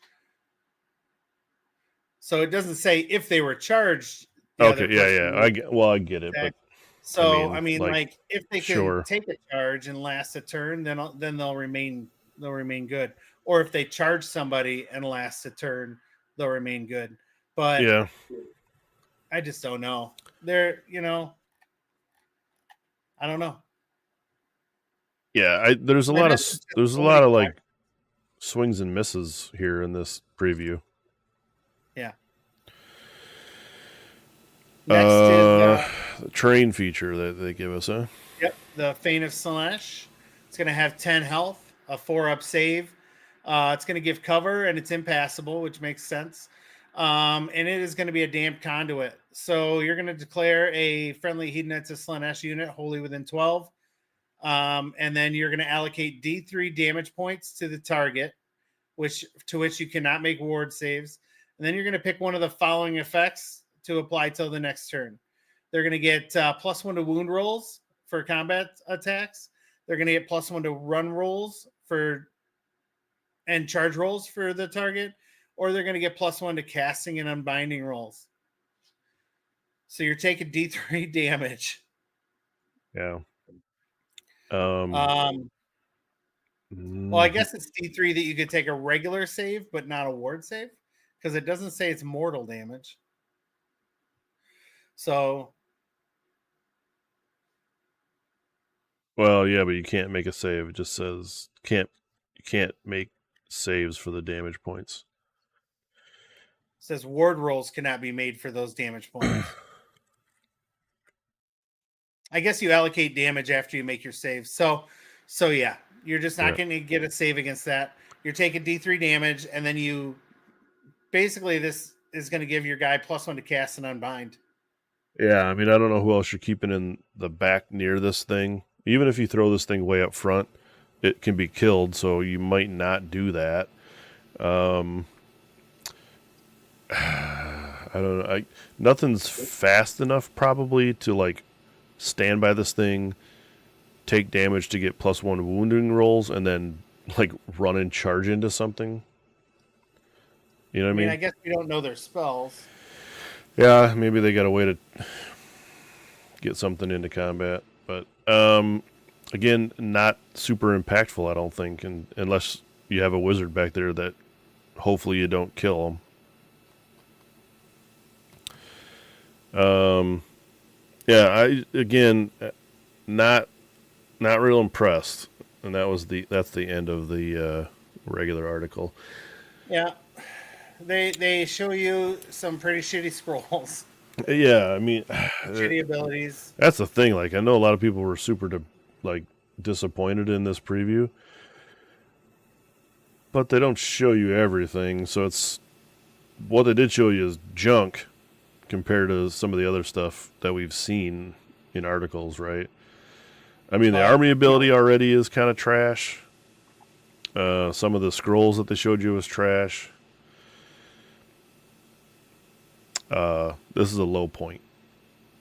Yeah, I mean, who knows? Maybe there's more spells that affect euphoric units that to make it even more worth doing it. Maybe there's other abilities off other war scrolls that affect euphoric units. I mean, we have no idea really, but if it's in this little box, it looks like absolute dumpster fire shit. Yeah, I will not I wouldn't be real thrilled with that. painting my Slaanesh right now. Let's get on to something that might be kind of cool. Cruel Boys. Cruel boys. They're the cunning but brutal orc faction from the swampy bogs of the Swampiness lands. Let's see. Their battle traits. Let's get into it. All right, so Cruel Boys battle traits. They have passive ability called Dirty Tricks, which they had before. I think this one's probably a bit better. It's very different. Yeah. So this is the way it's going to work now. So you have 4 different dirty tricks you can use in different phases. The effect of the dirty trick ability is applied if you make a successful dirty trick roll. And the roll depends on the number of dirty trick abilities that your army has already used in this battle round. So, the first dirty trick you attempt goes off on a 2+, then the second one a 3+, third a 4+, and every other one a 5+. Okay. So easy enough to get at least 1 or 2 of these off, I think. And you have some different ones to choose from. So in the charge phase, and this is any charge phase, you can use Lethal Surprise, and you pick a unit that charged this turn that's in combat with a Cruel Boys unit to be the target. Then you make your roll. You inflict D3 mortal damage onto the target. In addition, for the rest of the turn, that target's weapons cannot be affected by the charge +1 damage weapon ability. Not bad. So it negates like cavalry is pretty much what that does. Yep. They have a hero phase ability that you can only do in your hero phase for venom encrusted weapons. Pick a friendly Cruel Boys infantry unit to be the target, then make your roll. Until the start of your next turn, the target's attack score crit hits on unmodified hit rolls of 5+. Pretty fantastic. That's what Venom Encrusted Weapons did before. Yep, that is super good. Yep. They have a movement phase ability called Sneaky Sneakin'. Sneaky sneaking. Sneaking Sneakin'. If people don't say it like that when they play this, they're doing it wrong. Right. So, friendly Cruel Boys infantry units that has 10 or fewer models and is not in combat can make the roll. Remove the target from the battlefield, set it up again wholly within 3 inches of a terrain feature and more than 9 inches from enemies. Free teleport. Free. It's pretty good. Yeah, real good, I would say. Especially, if it's your first or second trick you're trying to pull off in the battle round. On a 2 or 3 up, you just get to teleport a unit. Yeah, pretty good. Any terrain feature, bro, that's Sylvaneth right there, but better. Continue, and then it just occurred to me how this even works. I think I misunderstood something. It's per battle round, yeah. Yeah, every turn. You could do each one of these things every turn in one battle round. Yeah. Yeah. I was thinking it was every time you do a dirty trick in the game. Nope. Battle round. Yeah. This is really good. Yeah, this is cool. So the last one you get to do is once per turn in any combat phase, you use a Noisy Racket. And you pick an enemy unit in combat with a friendly Cruel Boys unit. You make your roll. The target has strike last. Fucking A. All of these you want to do every turn. I would think. Unless you're not going to get charged, then you don't do the charge phase one. Yeah. But Venom Encrusted Weapons, awesome on a 5-up to get exploding hero phase hits. You're doing that on a 2-up. Yep. And then your movement phase, you get to just teleport a unit. So essentially, if you're thinking about this in the context of logistics, Venom Encrusted Weapons on a 2-up, right? Yep. Free teleport if you choose to teleport on a 3-up. Yep. If you do a charge, or in the charge phase, if you want to use this other ability to negate weapon damage, which you're only going to do that if you're getting charged by cavalry, and you may not even care. Right. That would be on a 4-up. If you don't do that, you're going to get a 50-50 shot at strike last if something's in combat. And a 66% chance on a 3-up if you don't need to teleport anything. Yeah, but it's any combat phase, so really, you could do Venom Encrusted Weapons on your turn. Yep. On a 2-up. Then you don't need to teleport anything, so you just sit still. And then in your combat phase, you make them strike last on a 3-up. And then in your opponent's turn, you wait again and make them strike last again on a 4-up. Right? Yeah, sure. Or, I just noticed this also, too, is you can teleport any movement phase. Yeah.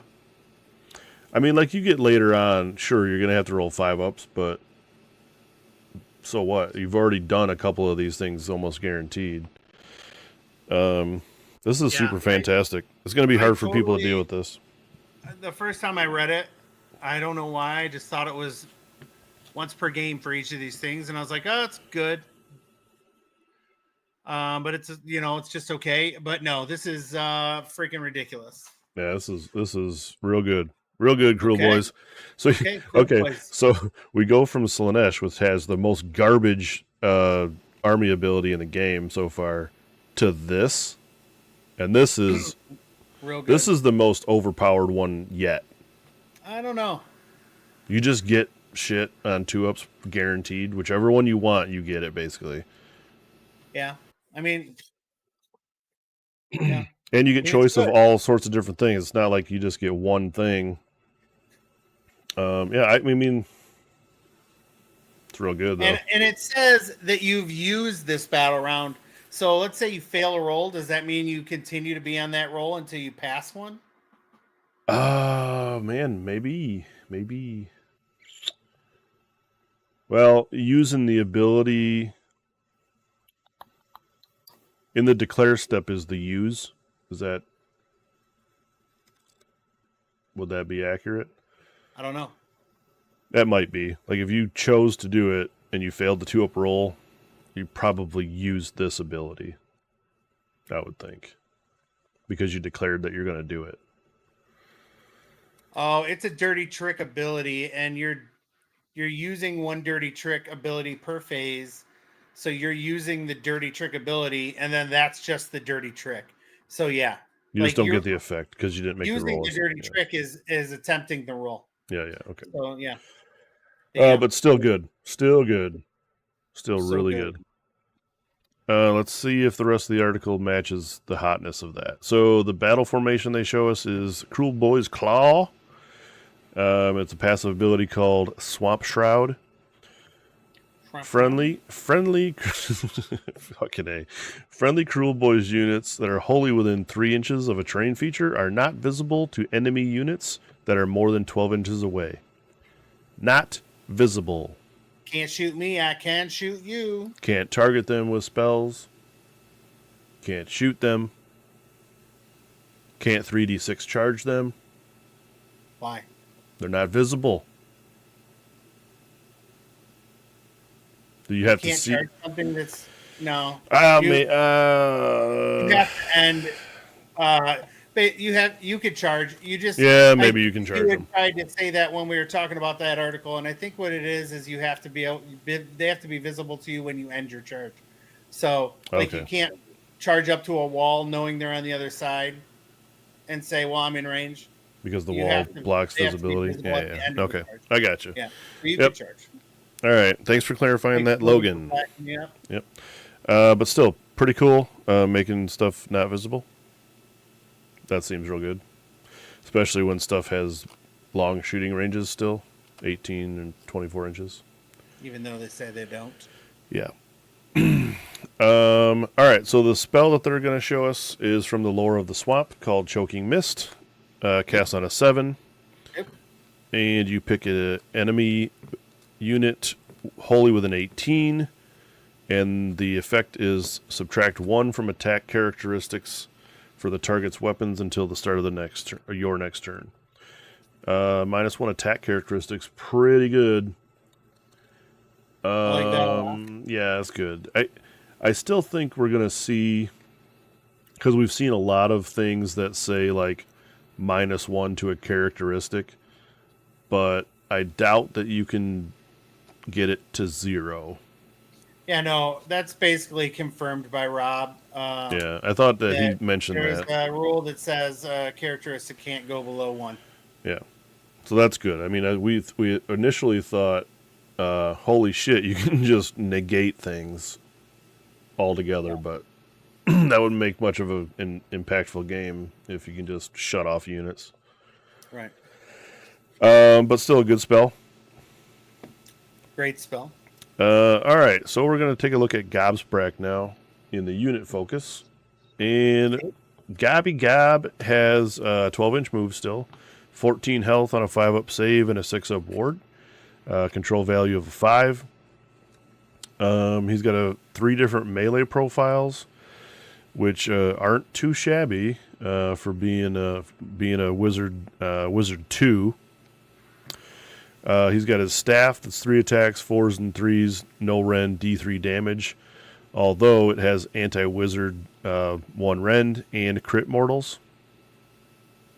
So not bad.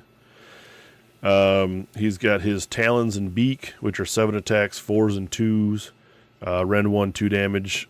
Also anti-wizard +1 rend. And the Stinger, which is just 1 attacks, 3s and 2s though. 1 rend D6 damage with crit mortals also. Not a bad combat piece if he got into combat. Now he's going to lose 2 attacks off his beaks if he takes damage, but obviously not like something you're going to push this dude into for combat, but seems like he's got a decent amount of damage output to defend himself, especially against wizards, I guess. Yeah, he'll be real good against wizards.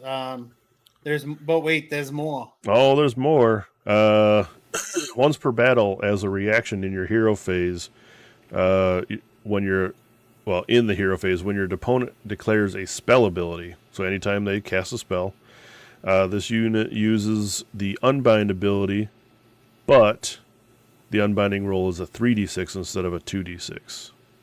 Okay. So once per battle, 3d6 unbind. Pretty useful. I like it. I mean, I think he had it before. Yeah, but especially now that the primal dice aren't going to be a thing, right? Yeah, it'll be real strong. Yeah.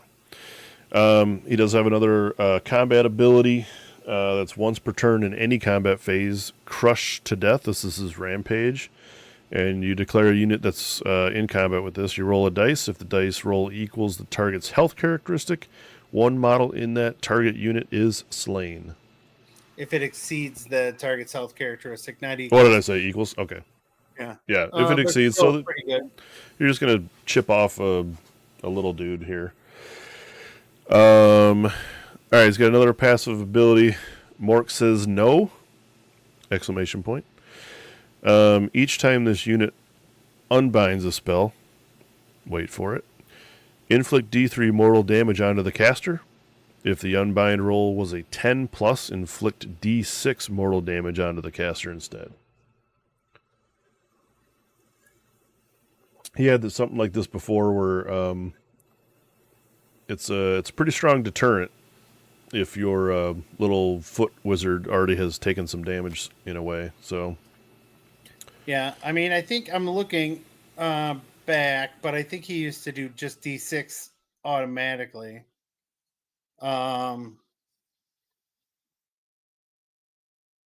Yeah, no, this is exactly the same. Yeah, exactly the same as it was before. So he still has that, which is cool. And then his spell is a Strangle Hex. Cast on a 6. Pick an enemy unit within 18 of this unit to be the target. Roll a number of dice equal to the target's health characteristic to a maximum of 10, and for each 4-up, inflict 1 mortal damage to the target. It's not bad. It's a pretty good spell against monsters and... Yeah, anything that's got at least 10 health, right? Or more. It's right. More impactful.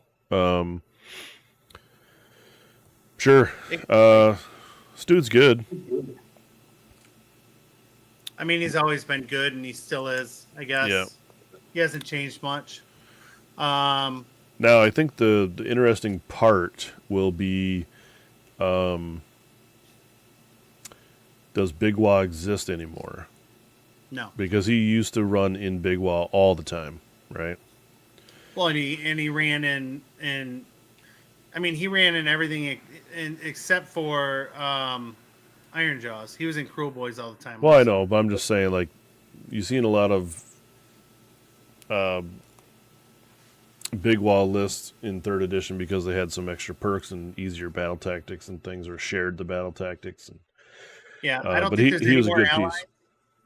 It doesn't seem like there's any more allies outside of probably regiments of renown. And he may, if he's a regiment of renown, he'll be real good in Iron Jaws. Yeah. Yep. But I don't think they're going to be separate books now. I think now that they've gotten rid of the Bone Splitters, they're going to be separate books. So I think that there will no longer be Big Wa. Yeah, we'll see. I guess pretty soon, I would imagine, at least in about 9 more days, I would think. But yeah, anyways, pretty cool. Gobsprak's still a good piece. the release. That's on July. The pre-order 13th. is the 29th. Oh yeah, but they're not going to put anything out until. Maybe. I mean, I don't know. I mean, it would be nice if they released all the PDFs on release or on pre-order day.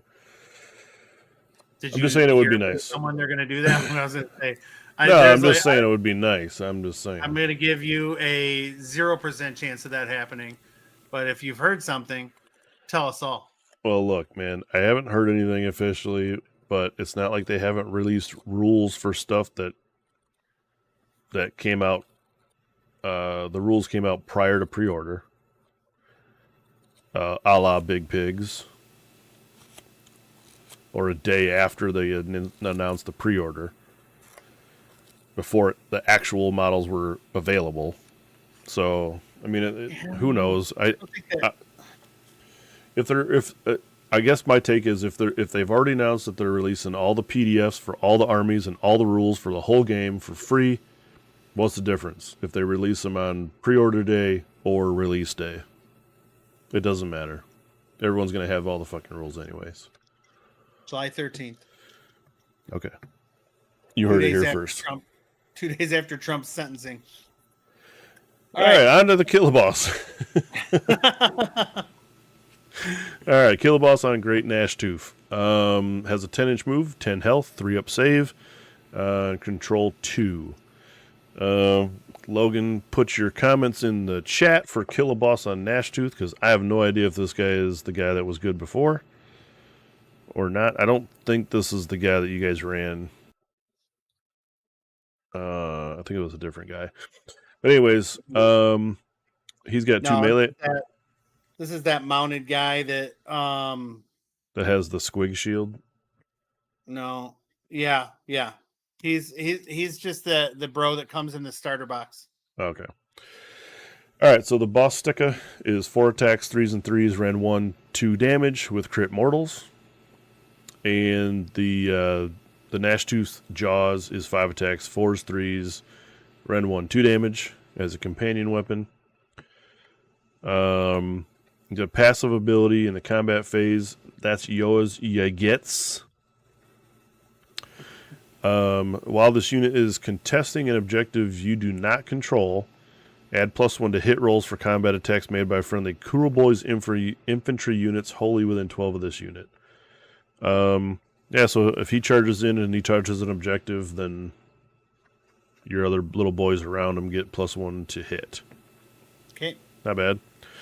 In your hero phase, his other ability is all part of the plan.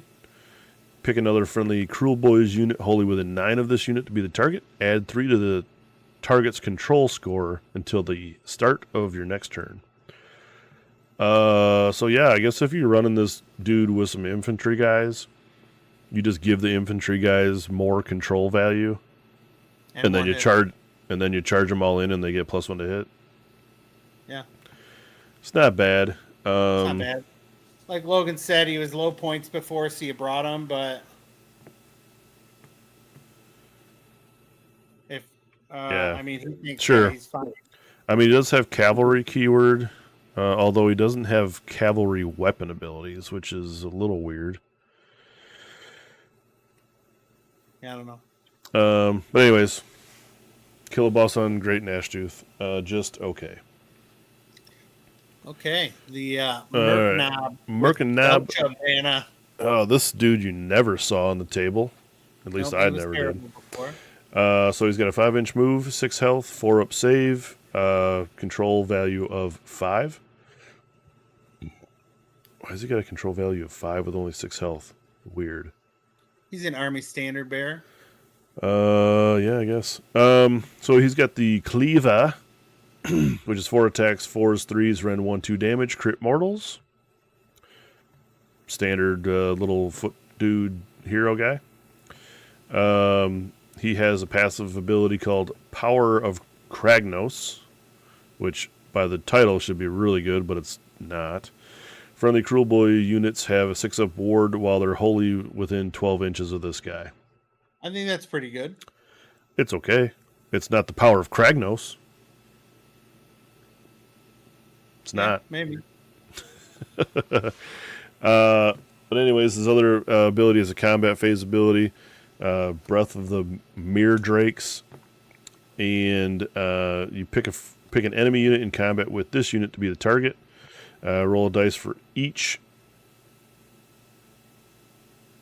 target. On a 1, the ability has no effect. On a 2 to 5, inflict 1 mortal damage, and on a 6, inflict D3 mortals. Is this guy going to be in combat? I mean, he just has to be within 3. He could be with a bunch of infantry also, like kind of standing behind him and then just be kind of tagged into combat. Yeah, I guess. I mean, it gives a unit a 6-up ward, I suppose, which isn't shabby for an infantry unit because they won't and have. He has control 5, and so I mean, he can go up there and help with objectives and stuff. Yeah, I guess, especially if he's cheap, I guess, right? Yeah, exactly. If he's cheap, he'll be hanging with some bros. Or the other thing we don't mention enough is maybe this guy you have to take. Because this guy may open up a certain unit type that you want to take in your list. So, yeah, I don't know. Overall, this guy's not super great. But who knows if he opens up a certain unit, he might have to be an auto-include in one of your regiments. All right, on to the Gut Rippers. The standard chaff / screen of old. So they got a 5-inch move, a 5-up save, 2 health and 1 control. Their melee weapon sucks. 4s and 3s, no rend, 1 damage, crit mortal. In any combat phase, they can roll a dice and on a 3-up subtract 1 from hit rolls for attacks made by non-hero units that target this unit for the rest of the turn. This is way worse than what it was before because before they were just -1 to hit, period. Yeah. I guess they have a musician and a standard bearer. Yeah, I don't know. Slightly worse than what they were before. Just because you're not -1 to hit all the time. Yeah, I don't care. Yeah, whatever. These guys are just whatevers. They're just bros. They're just the bros. Yeah,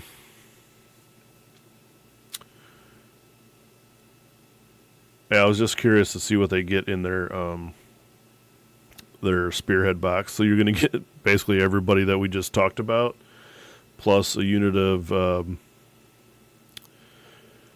bow guys, and then a beast killer bow. Yep. Or the bolt boys and a beast killer. Yeah, I don't know. I guess they show us those scrolls because they're in the spearhead box. But overall, I don't think you're playing Cruel Boys right now in 4th edition because of Gut Rippers or the couple little foot hero dudes that they showed us. You're playing them because they got sweet ass army abilities. Correct? Yeah, I mean, I'm not sure. Yeah, I mean, if you're going by the scrolls we've seen so far, it's like a 5 or a 6. But if you're going by their army abilities alone, they're a 10. So, I mean, where are they going to end up? It's hard to tell. Yeah, I mean, Gazprak is good. We said that. But that was the only really good scroll that was in that. But they have other scrolls that weren't in that have been good. All right, on to the last one of the evening, and this will be the Soul Blight Grave Lords, a.k.a. Vamps and Undead.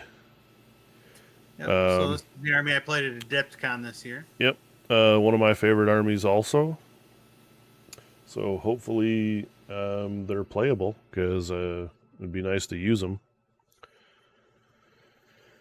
All right, take us through the battle traits, my good sir. Okay, so the hunger, little bit of a downgrade, I guess, on this.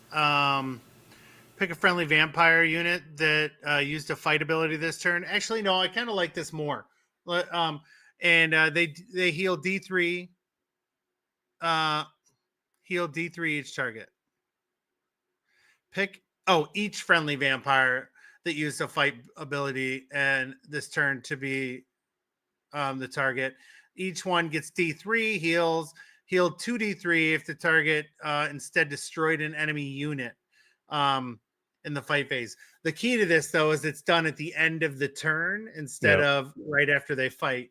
So it's kind of cool because, like, if you fight first and then you heal and then they hit you, you take the damage. Whereas now, if you don't die at the end of the turn, you're going to heal. And that's the end of both players' turns. But you're healing whether you do damage or not. Because before you had to do the damage, right? And then whatever you dealt, you got back. Here it's automatic D3 if you fought something. And if you destroyed something, you're getting 2D3. Right. So I think, that's good. And it's the end of any turn with both players' turns. Yep. It's real good. All right, so deployment phase, the unrequired dead. You could take your death rattle or your dead walkers and put them in the grave. And then in your movement phase, you can raise them. So you're going to declare a friendly unit that's in the grave and set it up wholly within 6 of any train feature and more than 9 from all enemy units. Yep. Guess what that means? They got rid of grave sites, which is fine. Yep. Perfect. Yep. Makes things a little easier because those grave sites were kind of annoying anyway.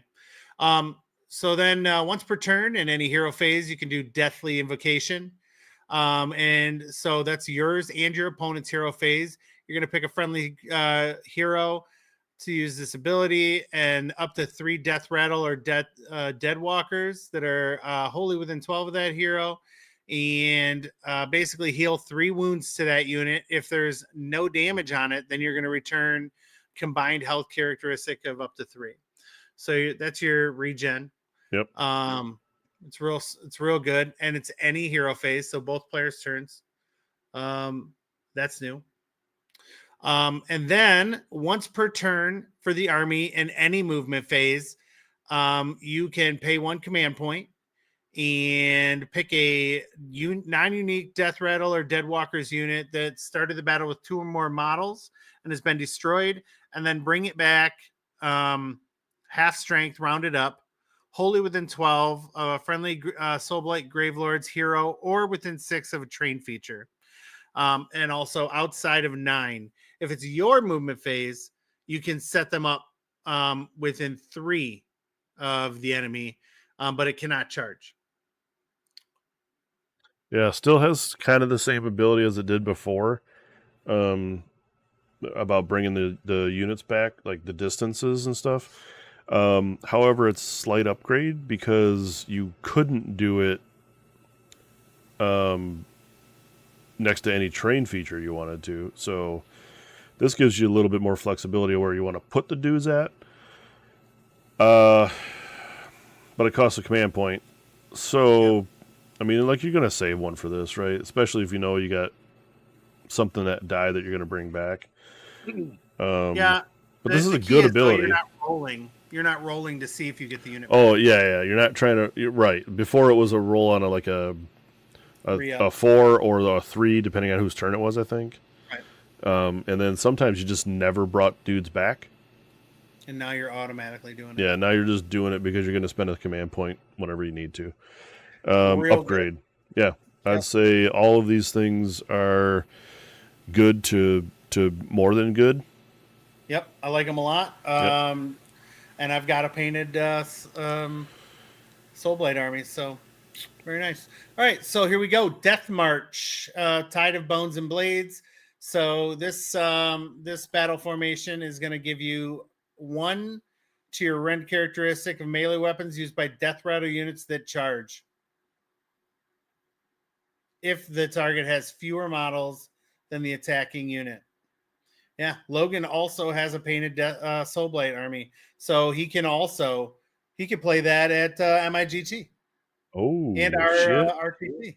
Oh, that's right. Since he has all those days off. I forgot. Yeah, it's gonna be fun, man. So, yep, +1 to Rend is strong. I like that. They're also going to get some stuff. It says for spell casting, and then they're going to have a zombie type of formation. So we'll see how that shakes out. Vile Transference is their spell they gave us, Lure of Undeath. It's on a 7-up. You're going to pick a Soulblight Wizard and pick an enemy unit within 18. Goes off on a 7. You're going to roll dice equal to the number of models in the target unit. And for each 6, you're going to do 1 mortal.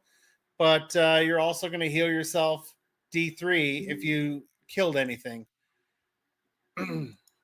So that's pretty strong. You're going to be able to cast this as many times as you want. It's unlimited. Yep. Yeah, it's pretty good now. So all your wizards are going to be able to do that. I like that. I like that spell. So, all right. Radikar the Beast. I know you said you went ahead and purchased one of these on eBay. Let's see why.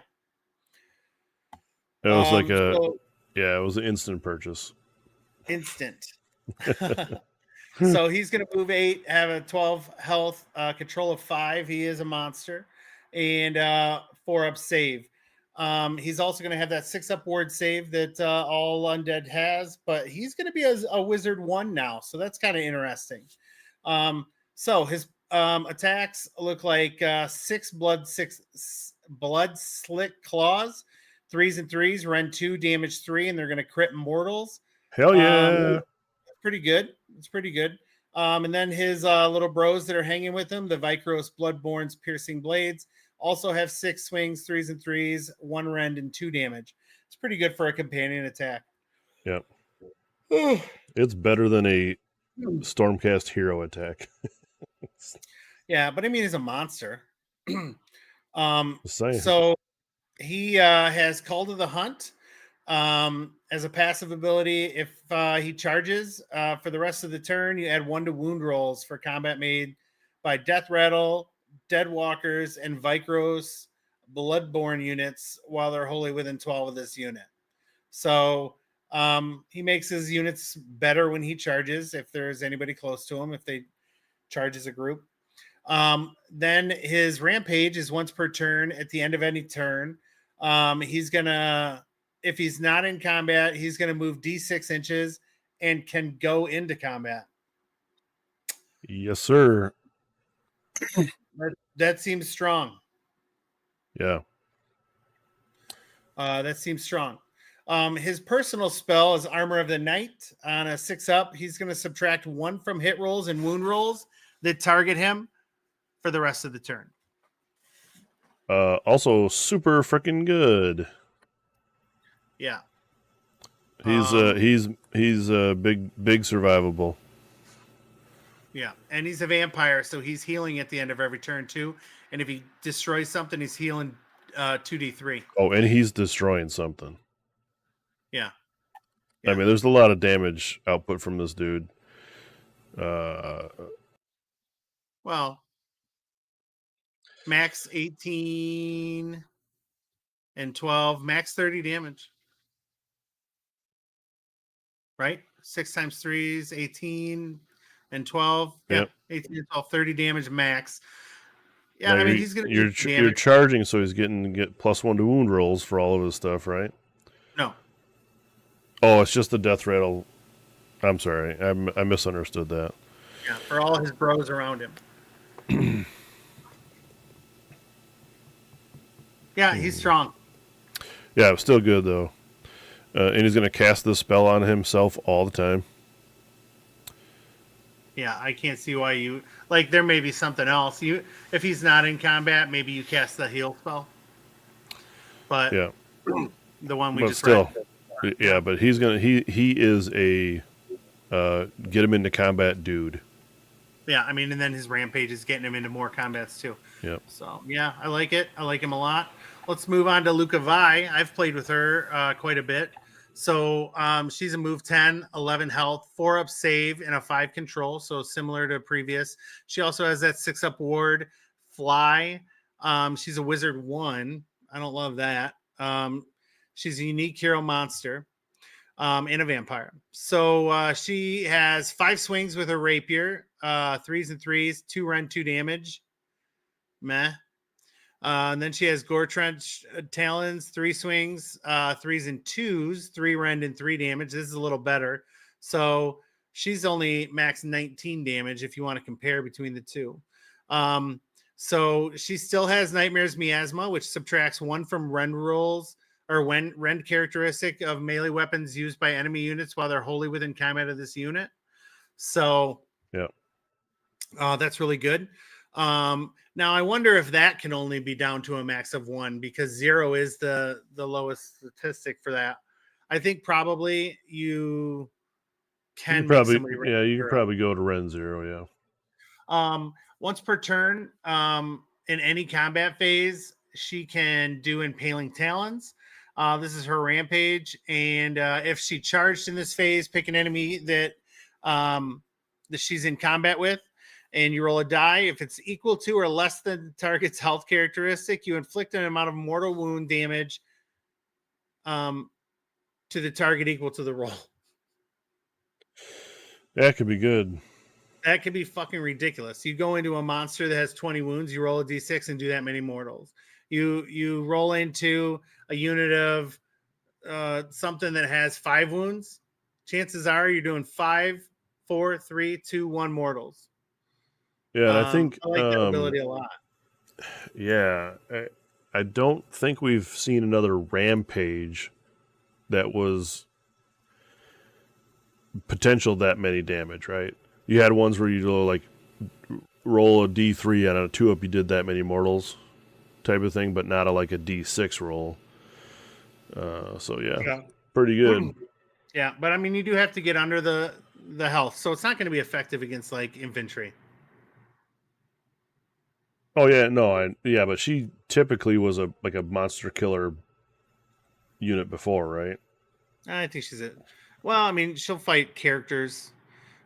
She will fight monsters. Yeah. So her spell is the Queen's Dictate, which I never say right.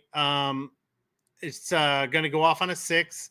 She picks a friendly Soulblight Gravelord's monster wholly within 12, and then she'll pick one of the target's companion melee weapons and add D3 to the attack's characteristic of that weapon for the rest of the turn.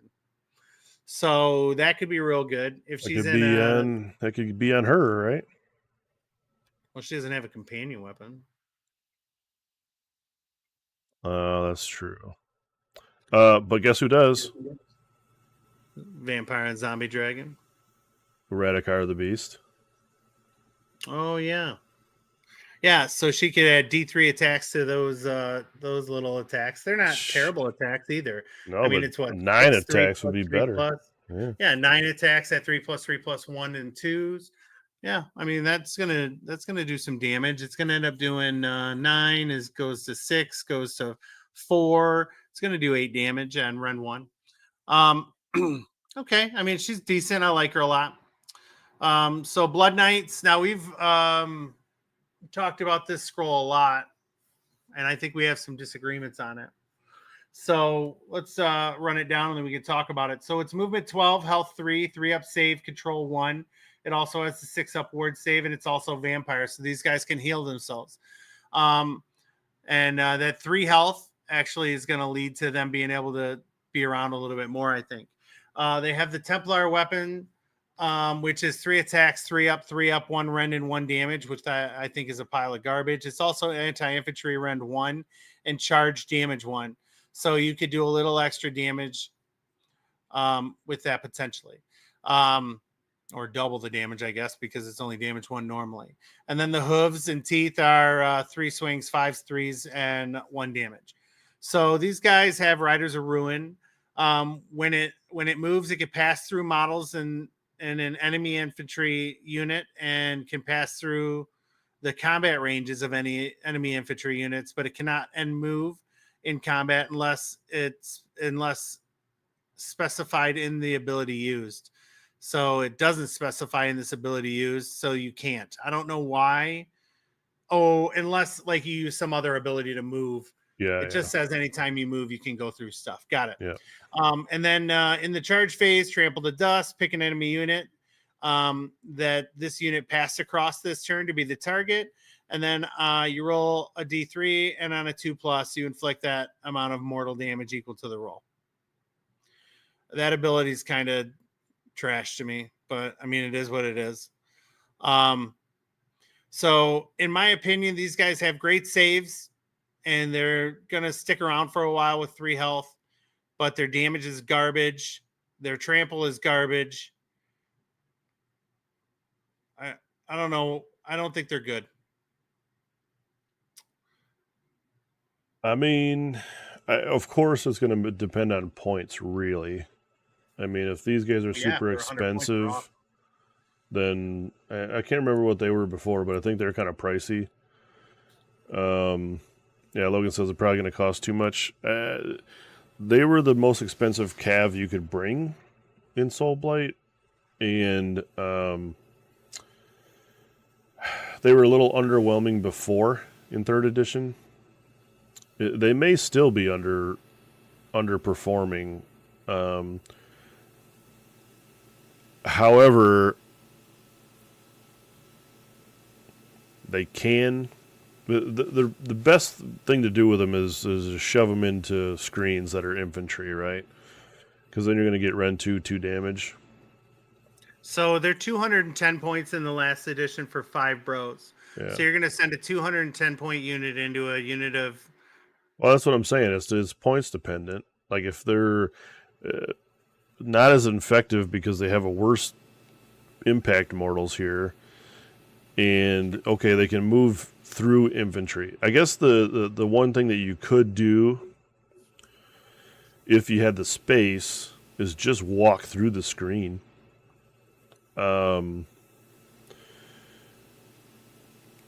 It opens itself up to a couple of possibilities. One, you get through the back side of a screen, and then you charge back into the screen to kill it, if nothing else.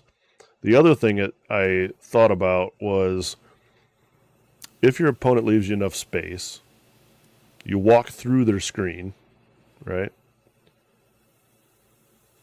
Then you charge infantry heroes. Yeah. Because a lot of heroes have infantry keyword, so it's not just screens. I mean, that you could just get into a wizard or a priest or some foot hero that they thought was safe but didn't realize they didn't screen right because now they left space for this unit to walk completely through your screen without any hesitation or they didn't have to go around them. They didn't have to charge them and kill them first. They're just walking through them. Yeah, there's some play like that, but I mean, they are going to be 100% bar none points dependent. Yeah. To me, it's a trash unit. Also, maybe they're trash as far as just their scroll goes, but you don't know if there's going to be a battle formation that's geared around cavalry. Maybe. I mean, this is an army that has like a couple different play styles, right? You got the werewolves, you got the monsters, you got maybe infantry heavy horde type of play. Well, I mean, it says here you have your bone one that we talked about. Yeah. You're going to get one that includes convocations of spellcasters who draw forbidden powers to enhance their deathly invocations. You're going to have one that does war parties composed primarily of vampire lords that make use of their spellcasting and combat prowess to bring ruin to their foes. And another one that uses hundreds of Deadwalker zombies in effort to suffocate resistance.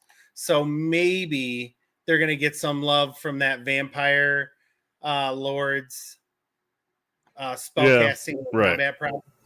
And maybe who knows? Maybe they get what did the Vampire Lords before they gave what +1 attack characteristic? Yeah. Out. I mean, they could give that. It's possible that you can give out +1 damage, like a war chanter. If there's something that gives +1 damage, I play these. Yeah.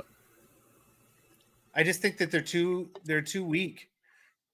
3 times 5 dudes, right? So you've got 5 damage. rows with 3 attacks. That's 15 attacks. Hitting on 3s, so you're hitting with 2/3 of 15 is 10. Wounded on 3s, you're doing 2/3 is, let's say, 7. You're doing 7 damage. 14 on a charge.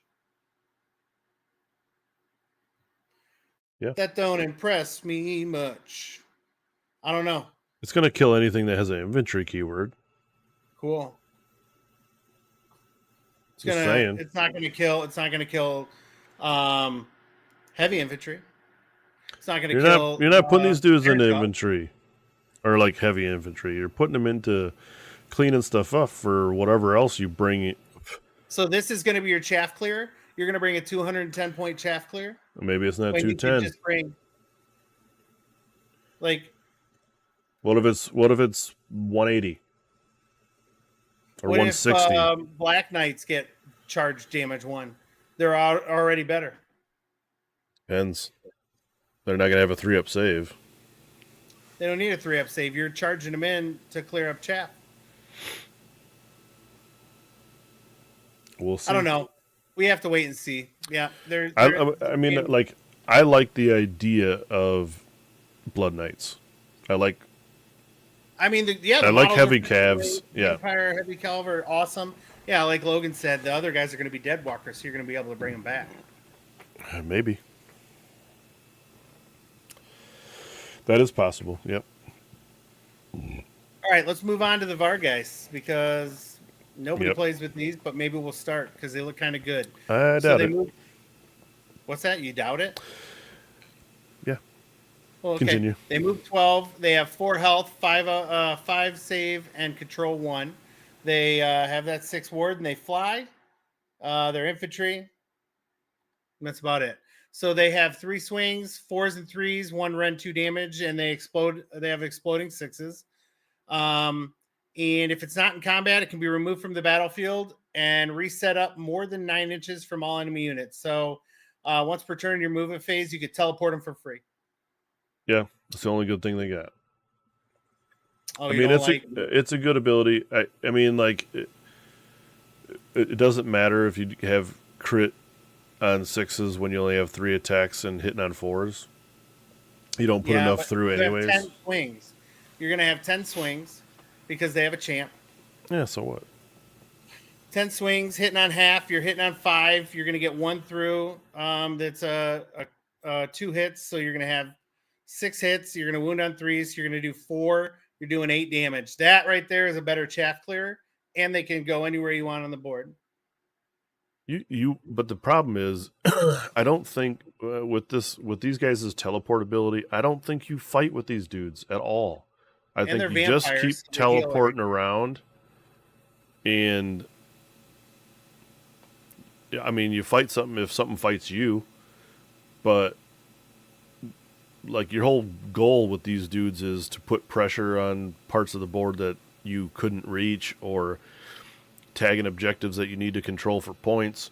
Or going back and killing wizards. Well, or that, yeah. I guess you can deep strike and try to make a 9-inch charge, but most of the time, you're just teleporting these bros onto objectives. I mean, there's no other purpose for these guys. Well, they're better than the Knights. They don't have a shooting ability, so it's not like you're just flopping them around to try to like shoot off a hero or something, or trying to kill off a remaining unit so your other unit can charge into something good. So, now okay. They're a total of 12 wounds on a 5-up save. These dudes will get murdered if they touch anything other than chaff or a little hero, maybe. And that's all they need to do. They got a job. Yeah, their job is to teleport. It's a free And to kill teleport. chaff and I little don't think heroes. so. Because I guarantee you don't take a reinforced unit of these dudes. Probably Because not. it's better to take 2 small units of them. Well, and they're vampires, so you can't bring them back. Right. So, I mean, you take a couple small units of these dudes, and then you're constantly just bopping around the board. I mean, if you take an objective from somebody, the objectives cost so much in this game now. It's 2 per, right? 2 points if you hold 1, 2 points if you hold 2, 2 points if you hold more, and 4 points for an objective. Or a battle tactic to get your 10 points. These guys are perfect for scoring battle tactics, especially if you like have to take objectives from your opponent that they moved off of or whatever, right? You're just teleporting them onto an objective. Again, they score you 2 points potentially from taking an objective that gives you 1, 2, or more, and a battle tactic if there's battle tactics that just say, you know, you need to take back some objectives or whatever. So these guys alone would be just scoring you straight points. So you never fight with these dudes. You don't want them to be dead because, like you said, you can't bring them back, and they're too valuable in point scoring to have them fight something. So, I mean, you're not going to waste a rally on these dudes if 1 or 2 of them die. It'd be too hard to get one back. That more lists bring these than Blood Knights. Well, for sure, because Blood Knights don't teleport. I mean, teleport's fantastic. It's always has been. So, yeah, I mean, especially if they're the same cost. Like, if these dudes are 180 and Blood Knights are 180, you bring in a couple of these units versus Blood Knights. Unless there's something else in the army that can buff the Blood Knights better. Oh, yeah, I mean, that's all relative. Yeah, so these guys are probably like C tier, really, because you're not going to bring a whole army of these dudes. They're just not that effective other than doing the little jobs that they're going to need to do. But you're going to need at least 1 or 2 of these units probably. Not knowing what other units do, but yeah. Yeah. Well, I mean, in this example, I mean, we don't know the rest of the army, but I'd say these dudes are probably, you're going to take these over some other units just because of the teleport. If they didn't have teleport, these guys would be super trash.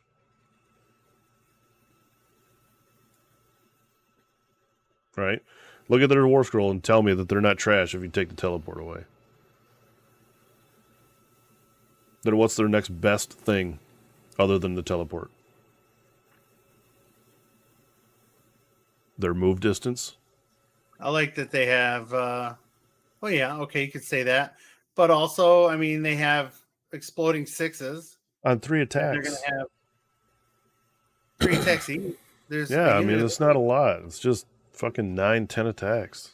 It's not like a whole like a giant unit of skeletons that's got 1 or 2 attacks apiece, and you get like 40 attacks. That's way better to have crit 6s for that. But well, these are a tool, whereas I just don't know what the Blood Knights are going to do. And like Logan just said, the only faction we've seen so far buffs Black Knight charges, and there's a high percentage chance that Black Knights are going to get +1 damage on the charge. I just think Black Knights are just going to be better than Blood Knights. But I mean, I guess if Black Knights hit on 5s, then all of a sudden they're shit. So, well, their horses will hit on 5s. Yeah, but every horse hits on 5s. Horse damage. Oh, you mean the dudes? Yeah. I suppose they'll probably hit on 4s at minimum. Yeah, Death Rattle skeletons are 4s and 4s. So I imagine they're gonna have some similar profile to that. Yeah, but I mean, whatever. I guess you get blood knights in the in Vargolf or Vargeis in the spearhead army. Yeah. With the vampire lord and 20 skeletons. I think. I mean, this army looks cool. Like, It looks why cool. not? Yeah. Just to have that And on the I mean, table. honestly, if you have any way to buff those Blood Knights, then all of a sudden this entire box becomes useful. Yeah. Yeah. 4 death rattle skeletons. 4s, no rend, 1 damage. And they come back. They'll have that also. If they a 5-up, they basically had a built-in 5-up rally. Who did? The skeletons. Oh yeah. For each model slain, roll a d6 for a 5-up. You return 1 slain model. Yeah. So, all in all, I think Soul Blight is just fine. They still haven't shown you like some of the really key units that they had before, which were Neferata and the Vampire Lord on Zombie Dragon, right? Yeah. Those could be really, really good again.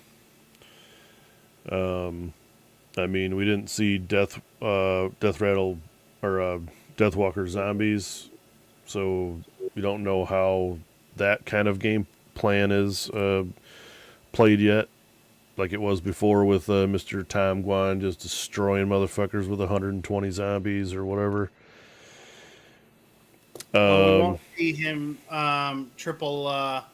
Well, right. You won't be triple reinforcing anything, but that doesn't mean you can't still bring that many bodies. You're just bringing double reinforced units. Yeah. Is there a reinforcement limit? Did we see that at all? No, there's no limit to the amount of reinforcements.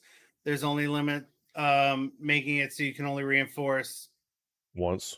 each unit once. So, that makes it kind of interesting too, you know. Yeah, I mean, you're limited by your regiments. Kind of. I mean, if you didn't care about the amount of drops that you were, you just bring those dudes as an auxiliary unit. You know. Yeah, I suppose. A couple heroes and fill out your regiments with units of 20 zombies apiece, and then if you wanted more zombies, you just add 20 more 20-man units as auxiliary drops. Could be nasty. Could be massive horde army like you could run them before. I'll never do that because I'm not crazy. But, I mean, it was effective. Clearly. If you're the kind of person that's a complete psychopath. Well, you have to know the army really well because it's going to be slow to play. So.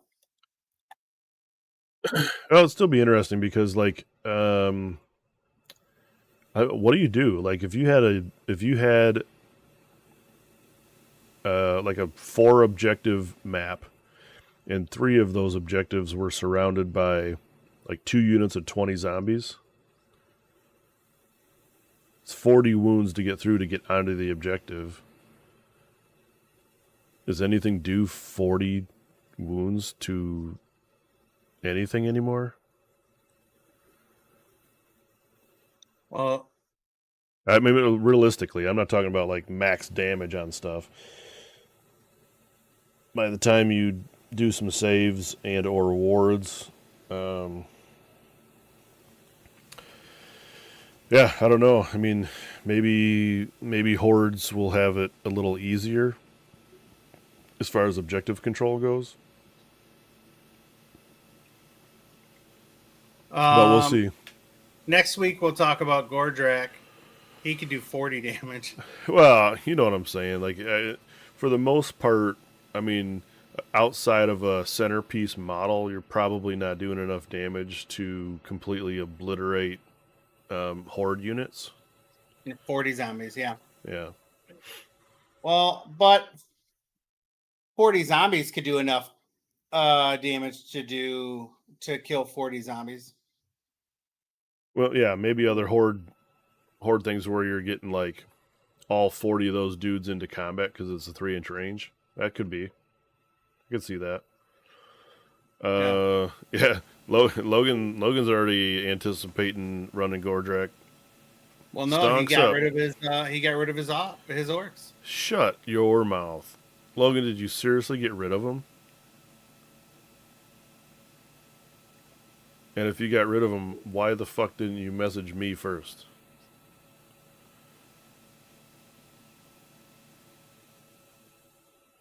Oh, you sold him to Mitchell?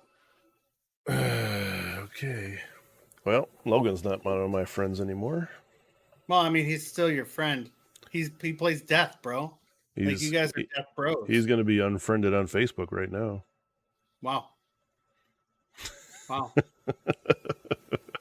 You weren't going to buy that dude's orcs. I would have bought the brutes. I don't have any brutes. Well,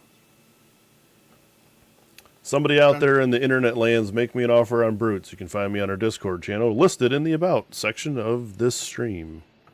Yeah, that's one thing we haven't done yet is we haven't touched on. That's true. We completely failed this week on making you guys join our social medias. So if you want to do that now, and if you've lasted this 2.5 hour stream, please click the likes, the dings, the subscribe buttons, the follows. We got all sorts of social media for you to follow us on. X/Twitter, Instagram, Facebook, YouTube, Twitch, all the shits. All of them have a like and subscribe button. So most importantly, Discord. That's where we spread all our business. Yes. If you want the first info on all the latest stuff related to our YouTube channel and or our Old Man Gaming Warhammer group, you'll find it there first. So that's where I would including start. Our events. That's where we plan all our events. We discuss a lot of stuff on there in our groups. So yeah, join the squad. You didn't have any brutes, Logan? Or you saying that Jake still doesn't have any brutes? Yeah, I don't have any. I think he's referencing that I didn't have any. Well, you know, I bought. I do too. I bought the lot that I had bought from one of the Team USA guys came with a bunch of piggies and all the heroes, but no brutes. So I just hadn't got any.